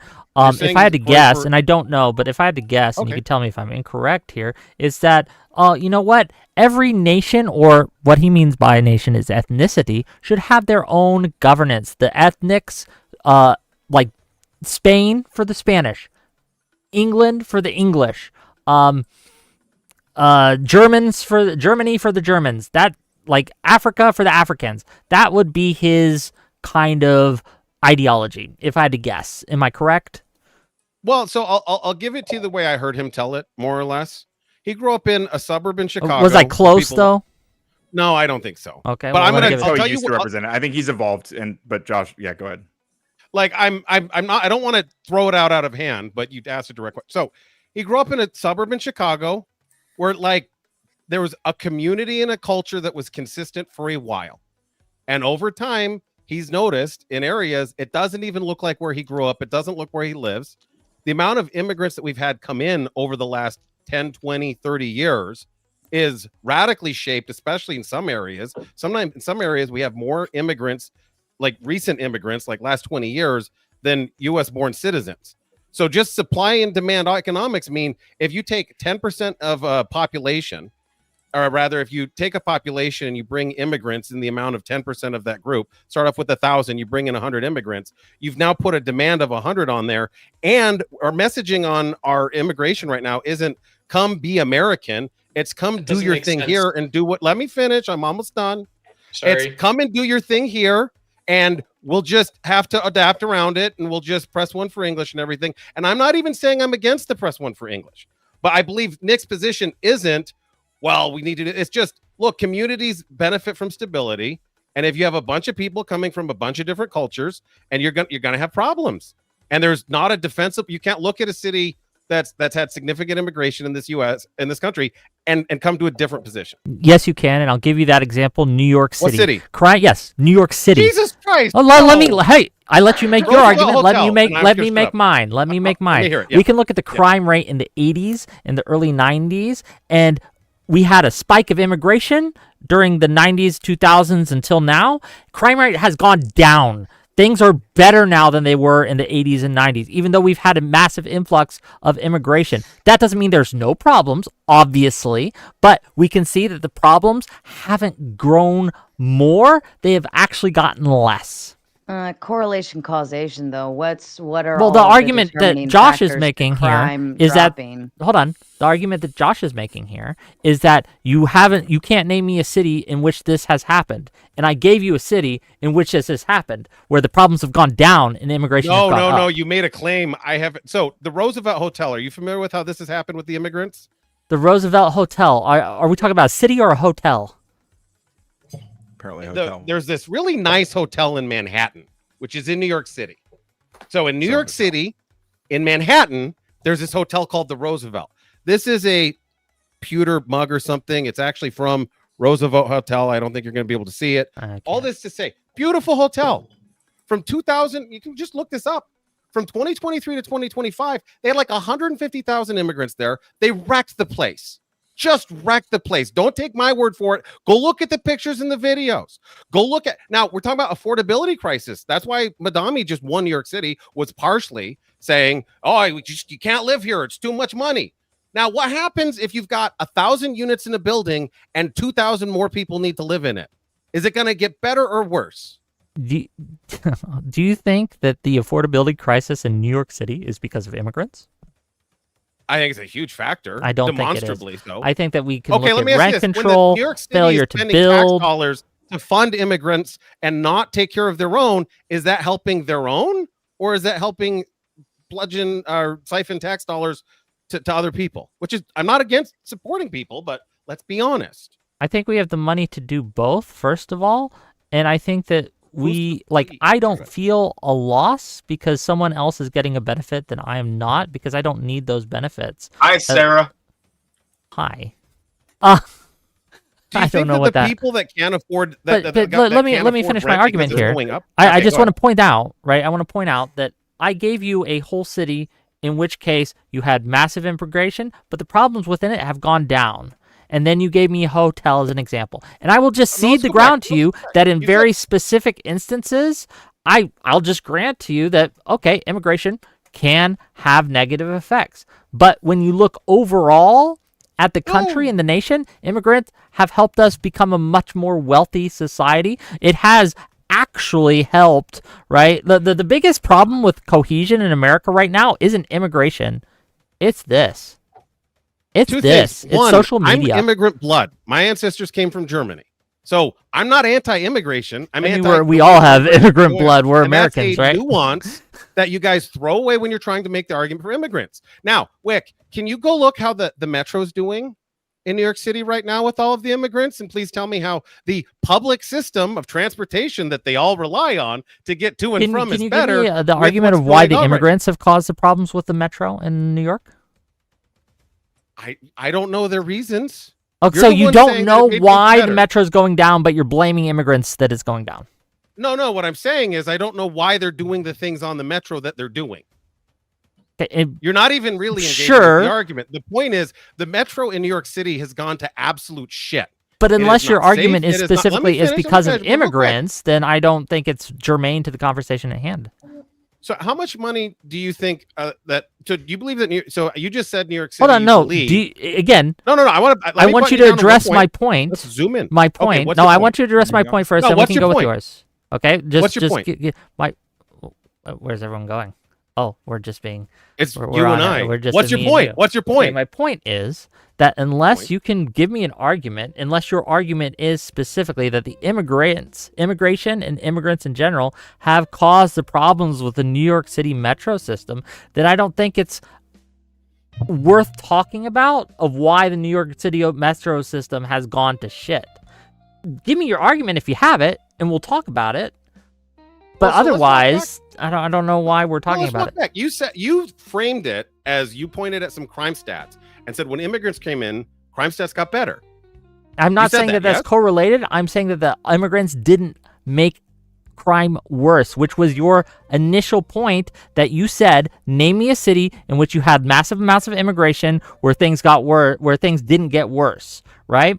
And I'm saying to you that we have a example of New York City where things have in general gotten better. Now you can point to onesies and twosies of things that specifically have gotten worse, like affordability, or these things. But then I would argue to you, what did immigration have to do with those things? I just think you're being daft. Like Daft I really Punk, like. I don't maybe. think like. I'll give you a very clear example. You set up the criteria. You said, here's the criteria. We're going to measure crime stats, and when the immigrants came in, things didn't get worse. Am I mischaracterizing your position? Yes, I'm saying that. Well, no, you're not mischaracterizing. Okay, so on just that point, you're setting the stage as that's the standard, and I think that standard's insane. There's a million more insightful ways of looking at this than simply diving in and taking a look at, well, we have these crime stats. Okay, well, give me a couple. What better stat, what better metric would you point to show that immigration has hurt New York City? I would say in the last 4 years, and we can expand it a little bit. I don't want to go all the way through time. They're taking enormous amounts of cash away from programs that help residents of New York City and putting it to immigrants.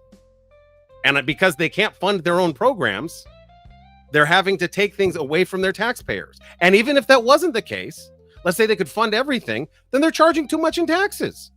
Well, I'm not too familiar with the programs in New York City. I don't know if you are. Maybe you are. But are you familiar with the budget of a city when they're spending just real quick, 10, 20, 30% of their budget? Let me ask, what benefit that an American citizen in New York City has gotten less of in the last 4 years because of immigration? Like what benefit? Like are we talking SNAP benefits? Are we talking go up? Healthcare benefits? What? Their cost of housing and healthcare has gone up as of their tax burden. Yeah, but not into a appreciable different degree than the rest of the nation as a whole. Hold up. The asylum seeker services, I just Googled this, so whatever. $3.7 billion. You're telling me that doesn't have a negative impact on the city of New York City? I'm asking you, what is the negative impact that you're saying that it has? I'm going to simply ask you this. If the government has money and they could spend it on something, and instead of spending on their taxpayers and their residents, they're spending it on something else, would you not agree that the $3.7 billion not going to the taxpayers and the legal residents is intrinsically problematic? Not intrinsically, no. Especially if a lot of their needs are being taken care of. I don't want the nanny state, right, to being taken care of its citizens forever. Like, these people need to pick themselves up by their bootstraps, right? As we all do. I used to live in New York. I got the fuck out. It's part of the problem that New York State itself has is they're so regulated. Anybody with any sense in them, especially younger growing up, can go find somewhere else to work, will get the hell out, which means you have a shrinking tax base and the amount of demand for the aging people keeps going up. Has the tax base of New York City shrunk in the last 2-4 years? I just don't know these stats. So I'm saying New York State over the last, it's called the brain drain. It happens in a lot of states, but in particular New York, because the government is incredibly restrictive and the taxes are very high. And so people get the fuck out of here. I'm just going to look from 220 to 225. Have taxes, and I'm just Googling this to be fair. Have taxes in New York City gone, like, the tax, I guess, base of New York City gone up or down? Let's find out, because I don't actually know. I mean, you'd be looking at partially population. I mean, I will say Madami getting elected means a lot of people are going to be moving their assets out. I mean, maybe. I can't speak to Madami James made sure that a lot of folks didn't want to be hanging out there either. Like, you've got to be out of your mind if you've got I'm not actually seeing an appreciable difference at all. It hasn't gone really up or down. What is it that you're looking at? I'm just looking Google the tax rate and base and things like that. I mean, it's just it's basically working population. I mean, but like there's a foundational argument you won't agree with me on, which makes me think there's nowhere to go from here. Which is, I said almost $4 billion is going to asylum programs, and I think that's a problem for the residents. Well, I think that asylum programs can actually help the city.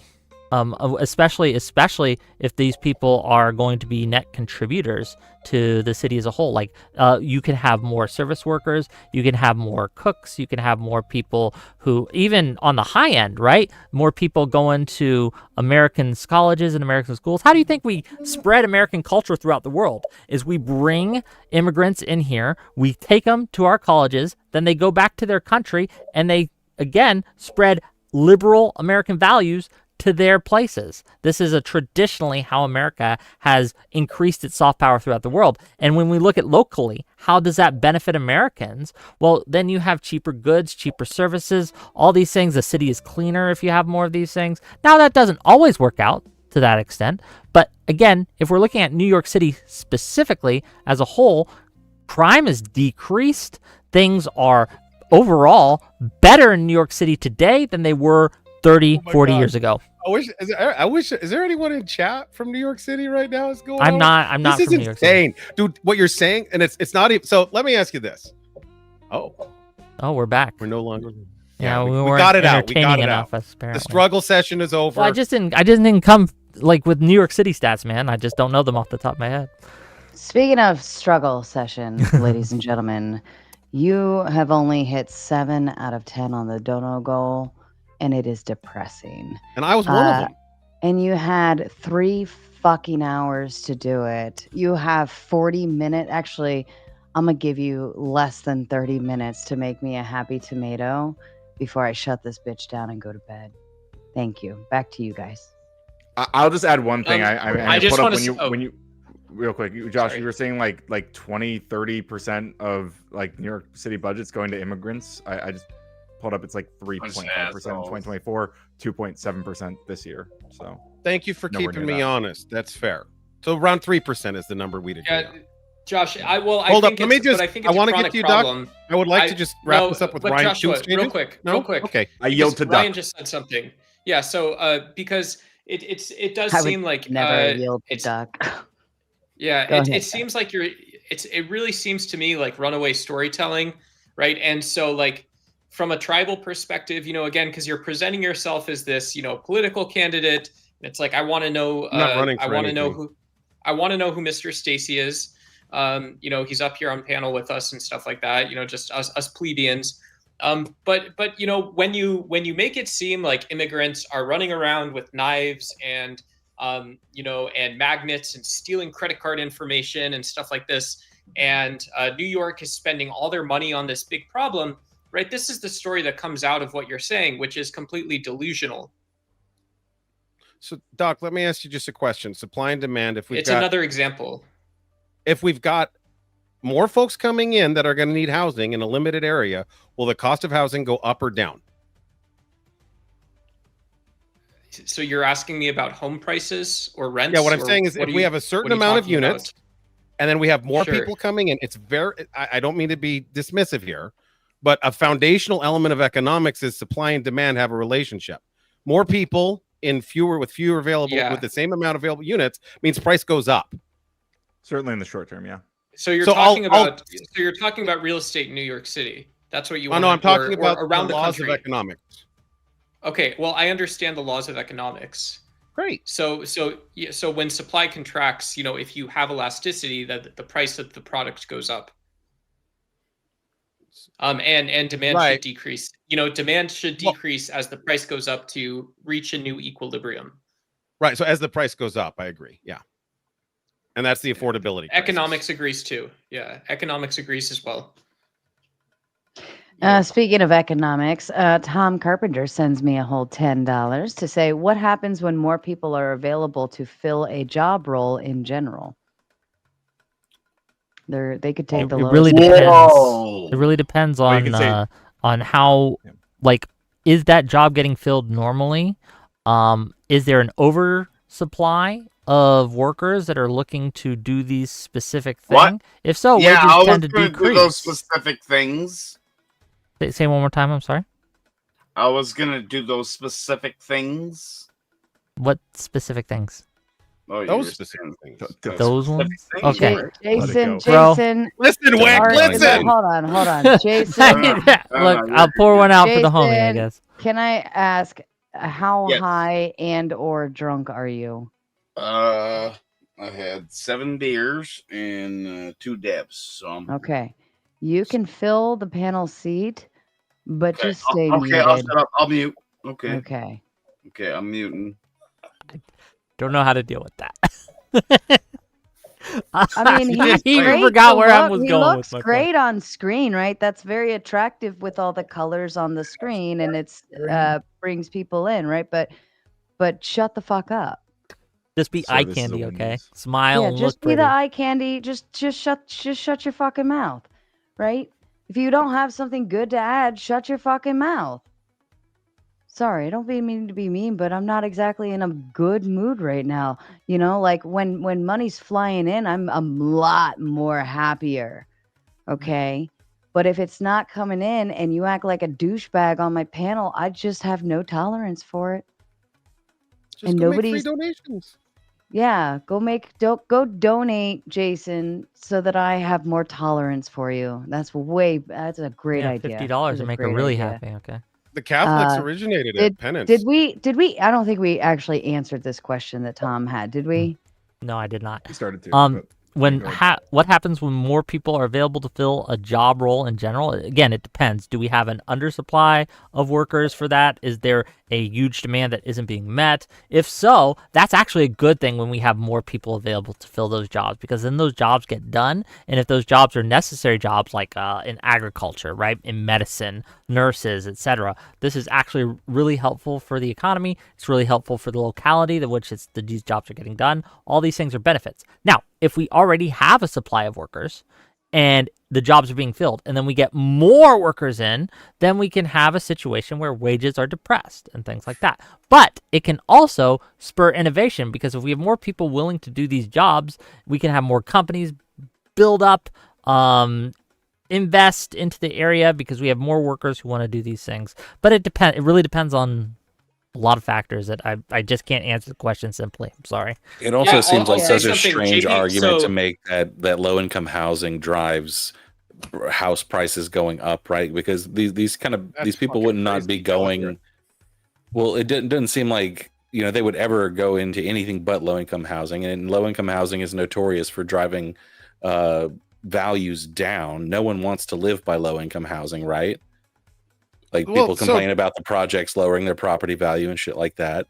So why could you make the argument that immigrants who need more low income housing actually drive prices up, especially in a place like New York City, where it's obvious why prices go up? It's it's location, it's business, it's all kinds of things except what you're talking about.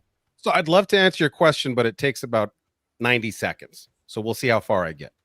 Imagine, if you will, you got a pizza. There's 10 slices, right? None of them are rent controlled. None of them are subsidized housing. Now you take 25% of the pie, right? You say, this is all either subsidized housing, rent controlled, whatever else.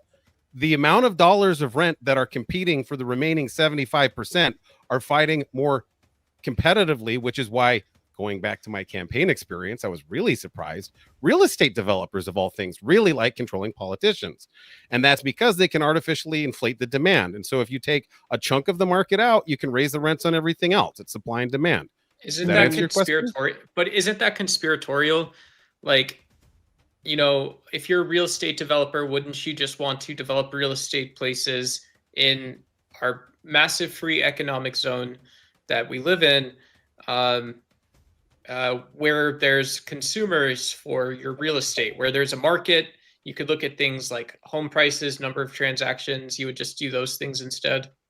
No, that's a great question, and that was a point I mulled over for a while. Now, one of the things a lot of people don't know about Nevada is the federal government owns most of the land here. As long as there's not land that's available to develop, the value of the land that is developed is more expensive, which means real estate developers for building the same house on dirt 6 zip codes away get paid 2 to 3 times more, or whatever the numbers are. But the value of, for example, if you're within 20 minutes of the Strip in Vegas, the real estate's going to be a lot more valuable than 2 hours from the Strip, and the land there is plentiful. But no one's going to want to live there. So the real estate, I mean, a developer's not going to, with the same material cost, basically the same everything else, they're not going to be able to move the inventory at the same price. So as long as Arizona, so my city in Arizona actually brought Deloitte in, and like, so there's tons of stories like where you can just give tax incentives to companies because you want accountants making $100,000 a year, right? Like that's sure. Yeah, so that is so I'm just saying that, like, you know, instead of the conspiracy theory, there's like another sort of side to this too. So do you think that when organizations like Keystone Foundation that are funded by real estate developers are donating to candidates that ultimately pass legislation that's favorable for this is conspiratorial as well? Because you can look at their donations, it's all public. Yeah, I mean, I think if you're not holding politicians accountable at the ballot box and when they're doing their television appearances and newspaper appearances, money in politics is just a very thin aspect of, you know, kind of what of the problem. It doesn't all reduce to dollars and cents. Speaking of dollars and cents, Tom Carpenter says it does not depend in general. There is a general rule for what happens. It has happened to my sector and Ryan's many times in the past 50 years. And additionally, speaking of dollars and cents, I've put a 15-minute $100 dono goal. Either hit it or we're gonna quit it. And if you guys want to respond to the super chat, yeah, I'll say one thing and then I'll let everyone else go for a minute. But then I'm probably gonna bounce, so I'll give like a closing after that. But I mean, I think Tom's right. Like you know, maybe we were kind of waffling a little bit earlier. Like obviously, like it is the case that if there's like way too many people applying for the same job, like then that causes issues, right? Like the wages for those jobs will decrease because there's they have the option. Too much supply for it, right? Yeah, but there's there's a ton of industries in America as Wick. Oh, sorry. As Wick's probably about to explain, like there are also a lot of externalities that make this like more complicated in practice. But go ahead. Yeah, there's a lot of industries in America where we just cannot fill the demand for jobs. One. They're just Name one. Nursing. Yeah. Teachers. Why is that? Teachers? Yes. You can't find teachers. They struggle to find teachers. In America. They're terrible. They're just terrible. Thank God we abolished the Department of Education. We didn't, but they tried. Damn it. We tried. We wanted to. We want to real bad.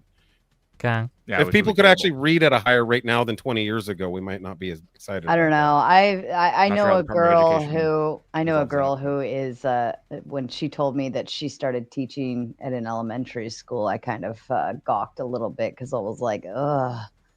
Like, because I know her personally and I know how she is, and I'm just like, I don't like I dated a that. teacher once. But yeah, there's struggle to get teachers, especially in my state of Pennsylvania. They're just really So you want struggling. to, and I might be running down the hill with this. Is your solution for that bringing in immigrant teachers? No. Oh, okay. But like the It's question funny that wasn't the people who bitch about it the most are never the kind of people who would actually devote their time to helping small children. Well, and teaching I them mean, right. like I went to college to be a fucking technology teacher. being a teacher is a hard work, and you get almost nothing, right? You are underpaid and overworked. So I understand. you've been why people listening don't to wanna be feminists too teachers much. in America. But I will Right, say, just right, reality. that there are other industries, right, that we just don't have people to work. The agricultural industry is one of those industries where we cannot get enough hands Or is it just priced to because fill the work. People Or is don't it want to just do priced that job. for the cheap labor? Huh? Or is it just priced for the cheap labor? If, for example, not we a- didn't have, let me finish, if I may, Seasonal- just finish my sentence. If we didn't have illegal immigration, then they would be forced to hire American workers or innovate around it. Okay, I'm done. Wait, we What would about just like seasonal farm immigrants are hurting workers? teacher If you only have work 6 months out of the year, or if you, for example, in Arizona, you can see we're 29th in teacher pay, and so you can see like the similarity is if you're a seasonal farm worker, you know the months you can work, and you probably know about what you're going to get paid.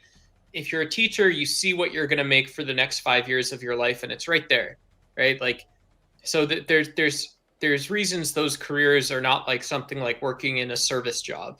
So Well, and I will say, I want to touch on the education system. The education system needs reform from the administrator perspective. Most of the problems that we're seeing is from that part of it. Go ahead. Yeah, just on the agriculture point, right? We definitely don't have an oversaturation. I don't want to steal your thunder for the super chat or anything like that, right? But we definitely don't have an oversaturation in that field. And when we've tried offering more money, we don't get more workers. And if Not what we I were said. to, I know you didn't say that, but I'm just saying this. So you're arguing right? against something else. Got it. Yep.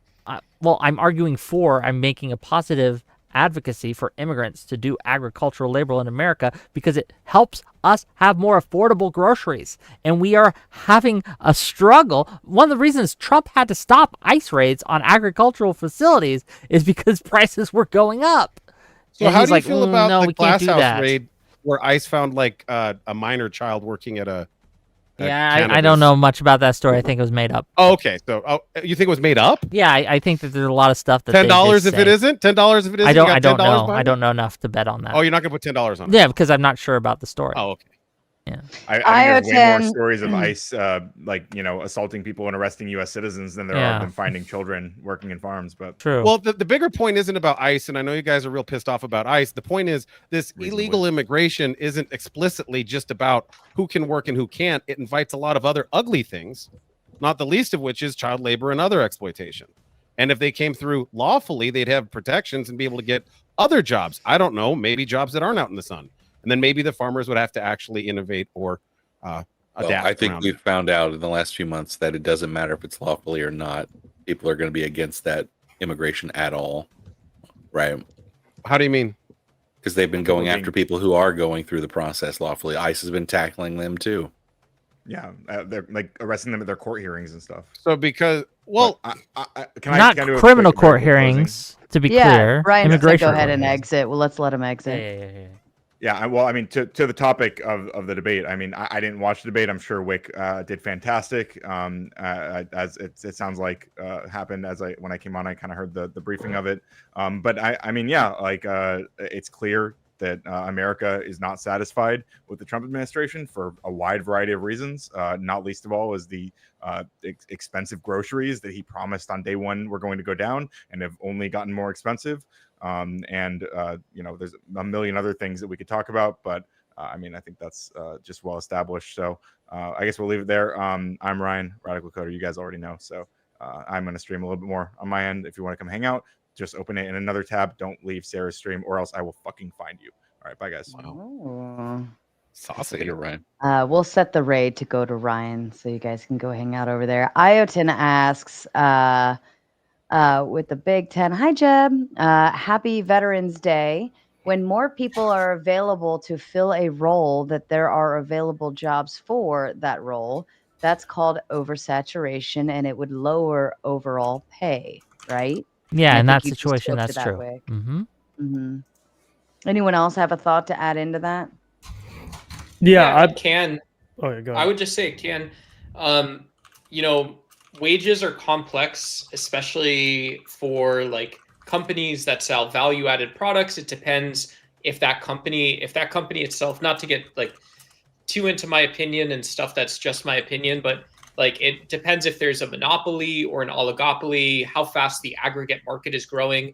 Because it's often the case we've seen in tech. Tom might know this because I know he's a big tech guy. That like, yeah, you know, you have a ton of people who want to do customer service or sales for a tech company like OpenAI, and then you know when it seems like you know the thing's gonna bust, it's completely full. You realize that the global market's still growing at 10 or 20 or 30%, and you're still seeing growth in the United States. And so, yeah, and so you know it's just important to kind of keep in mind that you know some trends as well maters like when there is a recession, it's usually low wage jobs that get cut first, and low wage jobs usually come back last. So you know it's always the case we're punching down at the little guy. Well, there's also some, and this is common misinformation, so I'm not going to like harp on it too much, but the idea that raising wages in farm work doesn't lead to an influx in workers is not true. The Economic Policy Institute study that people cite there even says in the study that what you're examining when the wages went up 10% in 4 years, by the way, wasn't that proof that the wages rising didn't increase the labor force. It was a reverse causal relationship between a reduction in the farming labor force causing an increase in wages. That increase wasn't enough, but if anything, it suggests the opposite, which is that having this sort of agricultural industry propped up by illegal immigrant labor is keeping prices down. And the moment you do feel a shock and a constraint in farm labor, you actually do almost immediately see those wages rise in response. So the data suggests the opposite endpoint to what I think Wick was getting at, which is this idea that just have the illegal immigrants do it because white people aren't going to do the job. It's just not, it's not true. Well, can you give me Farm an wages are lower example shit. in where they have raised wages and a majority of white people have taken it up on that offer? Can you give me an example of that happening? That's a weird twist. Yeah, that's a wild, I don't think I No, made a you're- claim that relies on the idea that a majority white people American suddenly citizens, sorry. My bad. Before you answer well- that, Jeb, I do want to acknowledge my second favorite color being put on the screen. But Tom didn't want to put my favorite color on screen because he prefers I go get some rest instead. However, if anyone out there decides to choose otherwise, you have exactly 2 minutes to do so in order to extend this panel. You know the rule. Get it in or don't. Go ahead, Jeb. Yeah, I mean, so farm workers already are a majority legal workforce. Definitely a lot more illegal workers in farm work than basically any other industry, but they're already a majority legal workforce. The argument is whether making it more primarily legal would increase the wages, and the data seems to suggest yes, 100% that is the case. No, that's not my argument. That's opposite of my argument. I'm saying that even if we increase wages, we won't see an appreciable growth in legal American citizens taking up that job. I think we've hit a ceiling on that. I mean, there isn't any data to suggest that we've hit a ceiling. The evidence that you would go to for that is essentially every market working that way, in that when you raise wages, more candidates approach those jobs. I wouldn't say you need a specific study showing that in agriculture. I think to make the claim that agriculture is somehow this unicorn industry where you've hit a ceiling, that's we can the look bold at claim that needs really teachers. specific We can look at nurses. Like, this isn't unique to the agricultural industry. This is how it works in nursing and teachers, two other high demand jobs that we just can't fill, No, I no mean, matter how much we offer. That's because of inflating demand, not because the candidate pool is static. We So also the have an candidate pool for inflation of teachers- demand of agriculture because our population grows. Yes. Sure, What I'm saying is, you said there is a ceiling in supply for the labor. It seems And to be from the then data now we when have. When I challenge that, you say, well, actually, no, there's not, but there's an inflating demand and the not what I supply said. lags behind it. Not That's what I exactly what you just said. You It's said not what I there's said. You things- can roll you back said the we tape. can't fill those jobs, and I said that's because of inflating demand, not because of a ceiling on workers. And then you said, well, yes, there's also inflating demand in these two industries. You didn't double back on the Hold claim. on. No, I Show me the brought up evidence that because you shows- said that agriculture industry was unique in that way that other No, I industries said we it's have, not, and that's and just that not true. And I making gave you that 2 claim- examples of where that wasn't true, and that's the teaching industry and the nursing industry. You're wrong. Both of those. Okay, industries I have just more this we have candidates the than data they on did this. Like, before. you can argue with Yeah, the data. you're What? wrong. The data shows that there are everybody's more nurses and more wrong. teachers now than there were 2 years ago, and the same before 2 years before that. There is an ever increasing candidate pool. How much? It is just that the demand increases. How many more faster. teachers today than we had than 5 years ago? Do you know? Let me double check. Sure, double check. While you're double checking, Jebtan, you can include that in your final statement. Effigy, let's kick it off with you. We're going to shut this bitch down. Go ahead with your closing thoughts, Effigy. Effigy. I just realized that Rachel hasn't spoken since the debate ended.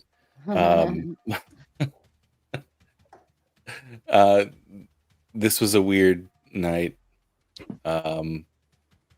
Yeah, I'm just gonna end with that. I'm gonna be very, very succinct today. That's fair. That's fair. Doc, how about you, sir? Yeah, thanks so much for having me up. As always, Miss Sarah, our very gracious and diligent hostesses. Great debate. Rachel, I feel like you're someone I would get coffee with, even though we disagree about everything. I feel like we could be friends about our interests and stuff like that. It's always great to catch Wick TV on his channel. Rachel, I'll have to go sub to you. I just want to say 7% for Curtis Sliwa is an absolute joke to me. That's telling of everything.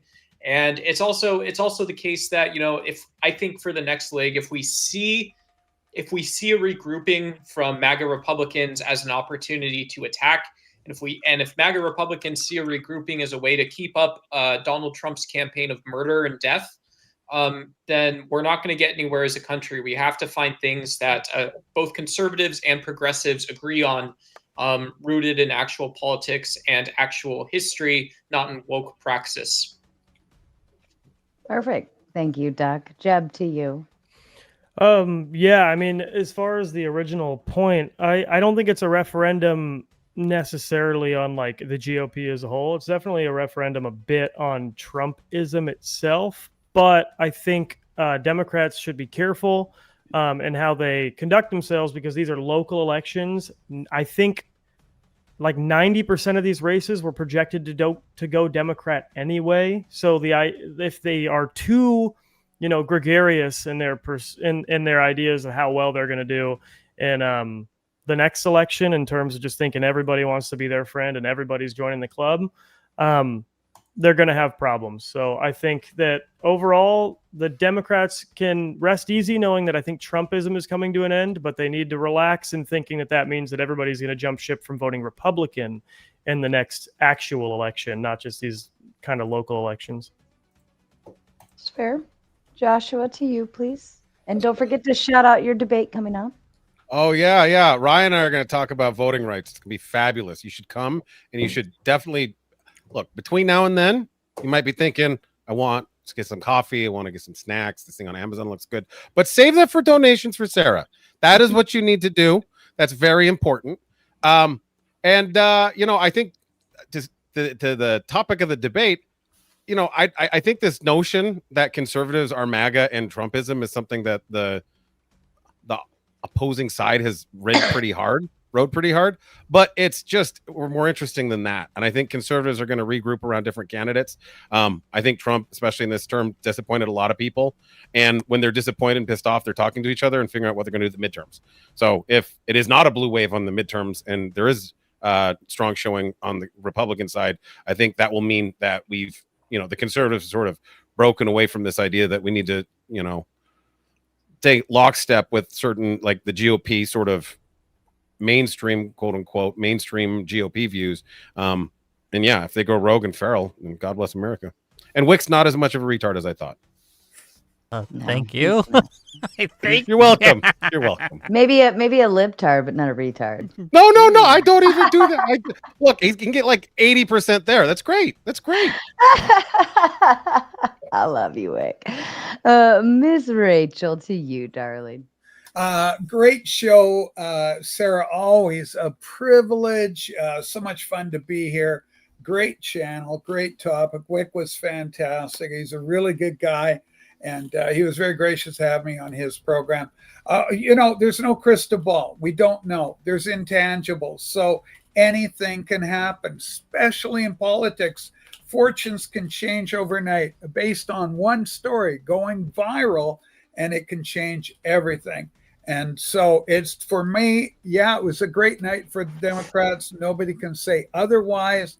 I'm just saying it's foolish to take that and say, we're all in now. It's just me, the football, and I see the goalposts at the end of the field. Nothing's going to stop us now. And I say, life is what happens to you while you're busy making other plans, to quote the legendary John Lennon, of course, my favorite musician. So, Sarah, thank you. Wick, thanks you. And Joshua, you're a clean thinking, you got a good brain there. And Jeb, I'm liking what I'm hearing from you. Holy smokes, there are some conservatives floating around, which is nice to see. So, or independents, however you want to call yourselves. So that's my bet. Thank you, Sarah. Thank you, Rachel. And Wick, to you, please. Yeah, well, first of all, thank you, Sarah, for hosting this, and thank you, Rachel, for being gracious and having the conversation with me. I do appreciate that. Thank you to all the people who donated tonight. Thank you to the people who came in to call in. Always appreciated. Always like to see the energy, like to see the participation, like to see the interaction. To the topic of the debate itself, I think that I made a pretty sound argument on why the results of not just the November elections, but pretty much every special election since the election of Trump points to a pretty strong blue wave in the midterms. Now, I am always willing to admit that Democrats are famous for snatching defeat from the jaws of victory. That could happen, but it doesn't look like it will, because people are voting more against Trump than they are for the Democrats. And people are not liking what Trump is selling. They're not buying it anymore. And you can see them running away from him politically across the board with policies, from immigration down to the economy. And then you look at the results of November 4th. It isn't just that the Democrats won. It's the margins which they won at. We're talking 20 to 30 points in Pennsylvania. We're talking 20 to 30 points in Georgia. We're talking huge amounts of flipping seats in every county across the board. Deep red counties that haven't voted blue for 100 years suddenly are voting blue now and kicking out the Republicans. I think that is telling and indicative, if this keeps up and if this momentum continues, for a blue wave. And I think it will, because I think what's driving this momentum is the fuck-ups by the Trump administration. Things aren't getting cheaper. Things are getting better. People's lives are getting harder. And they were promised that this wasn't going to happen. And they're not buying what they're selling. But thank you. If you want to find me on my channel, you can go to Wick TV on Twitch or on YouTube. That's where I stream these days. Tomorrow at 6 p.m. Eastern, I'm going to be debating the soy pill on whether or not it's okay to make fun or to celebrate publicly the death of one's enemies, such as Trump or other bad people. I say it makes you immoral, and it's a strategic mistake. Soy pill disagrees, so that should be a fun debate. Come in, check us out. On Thursday, I'm having Counterpoints on. I'm having Ryan Mullally on. I'm having Lactoid on. I'm having, who's the fourth guy I got? Oh, Ash on. And they're going to be talking about the civil war on the right between Fuentes and Shapiro and the Carlson and all that, right? So that should be a fun. They're all right-leaners. They're all right-wingers. And that should be a good discussion. So check us out. And thank you again, Sarah, for having me. And that's my closing. Somebody actually just brought that topic to me recently about the Nick Fuentes and if he would be taking over the right wing kind of arena. So I don't think I'm going to do it though, because I think they were having an issue finding a partner or something crazy. I don't know. They went off on a tangent. Tom spares no expense when it comes to making me feel like a princess and putting that pretty pink color up on the screen to say, for the kindness you've shown and for the people who don't know, Sarah cares. And there you have the 2 pink instead of 1 red. Yes. If you don't know, I take care of my maters in more ways than one. And I don't mean that in a perverted way. I mean that I care about you as if I was your own mother. And most of you, some of you, most of you probably already know that. All right, let's get the fuck out of here. We're going to send you guys over to raid Ryan. Go send him some tomatoes and tell him to fuck off. Bye. I needed a birth control that could keep up with my lifestyle. Because I could deal with cramps, but not something cramping my style. Okay, we're gonna get rid of that. Gang. Wow, what a show today, I guess. Let me put is my camera not coming up? Is this not working today? Are we having problems? Oh, it's just one of those days, gang. Okay, we're gonna end it. I was gonna talk to you guys a little bit. I don't know why it's not working tonight. I don't know. Anyway, thanks for coming by. Thanks for enjoying with me. I feel bad. I feel bad for poor Rachel. It wasn't a good showing for her. But no, we appreciate her. We like that it was a cordial discussion. And I guess I'll just see you guys tomorrow, and hopefully I get this camera thing fixed. So I'll see you guys tomorrow. Thanks for the donations. Thanks for the gift subs, aka Batozai. Thank you. Let's read some. Actually, while we're here, let me read some of these super chats. Since you have been so kind to give them to me. $5 from Headless Chicken to say Happy Vets Day, Mater and Wick. Well, thank you. $5 from Alishness to say Patience of a Saint. If my point of special elections was met with a response of, well, meat prices, I'd go absolutely feral. I'm a patient guy, okay? And thank you for the membership, Fallen. Really appreciate you. Okay, I'm just going to end. I love you guys. Bye.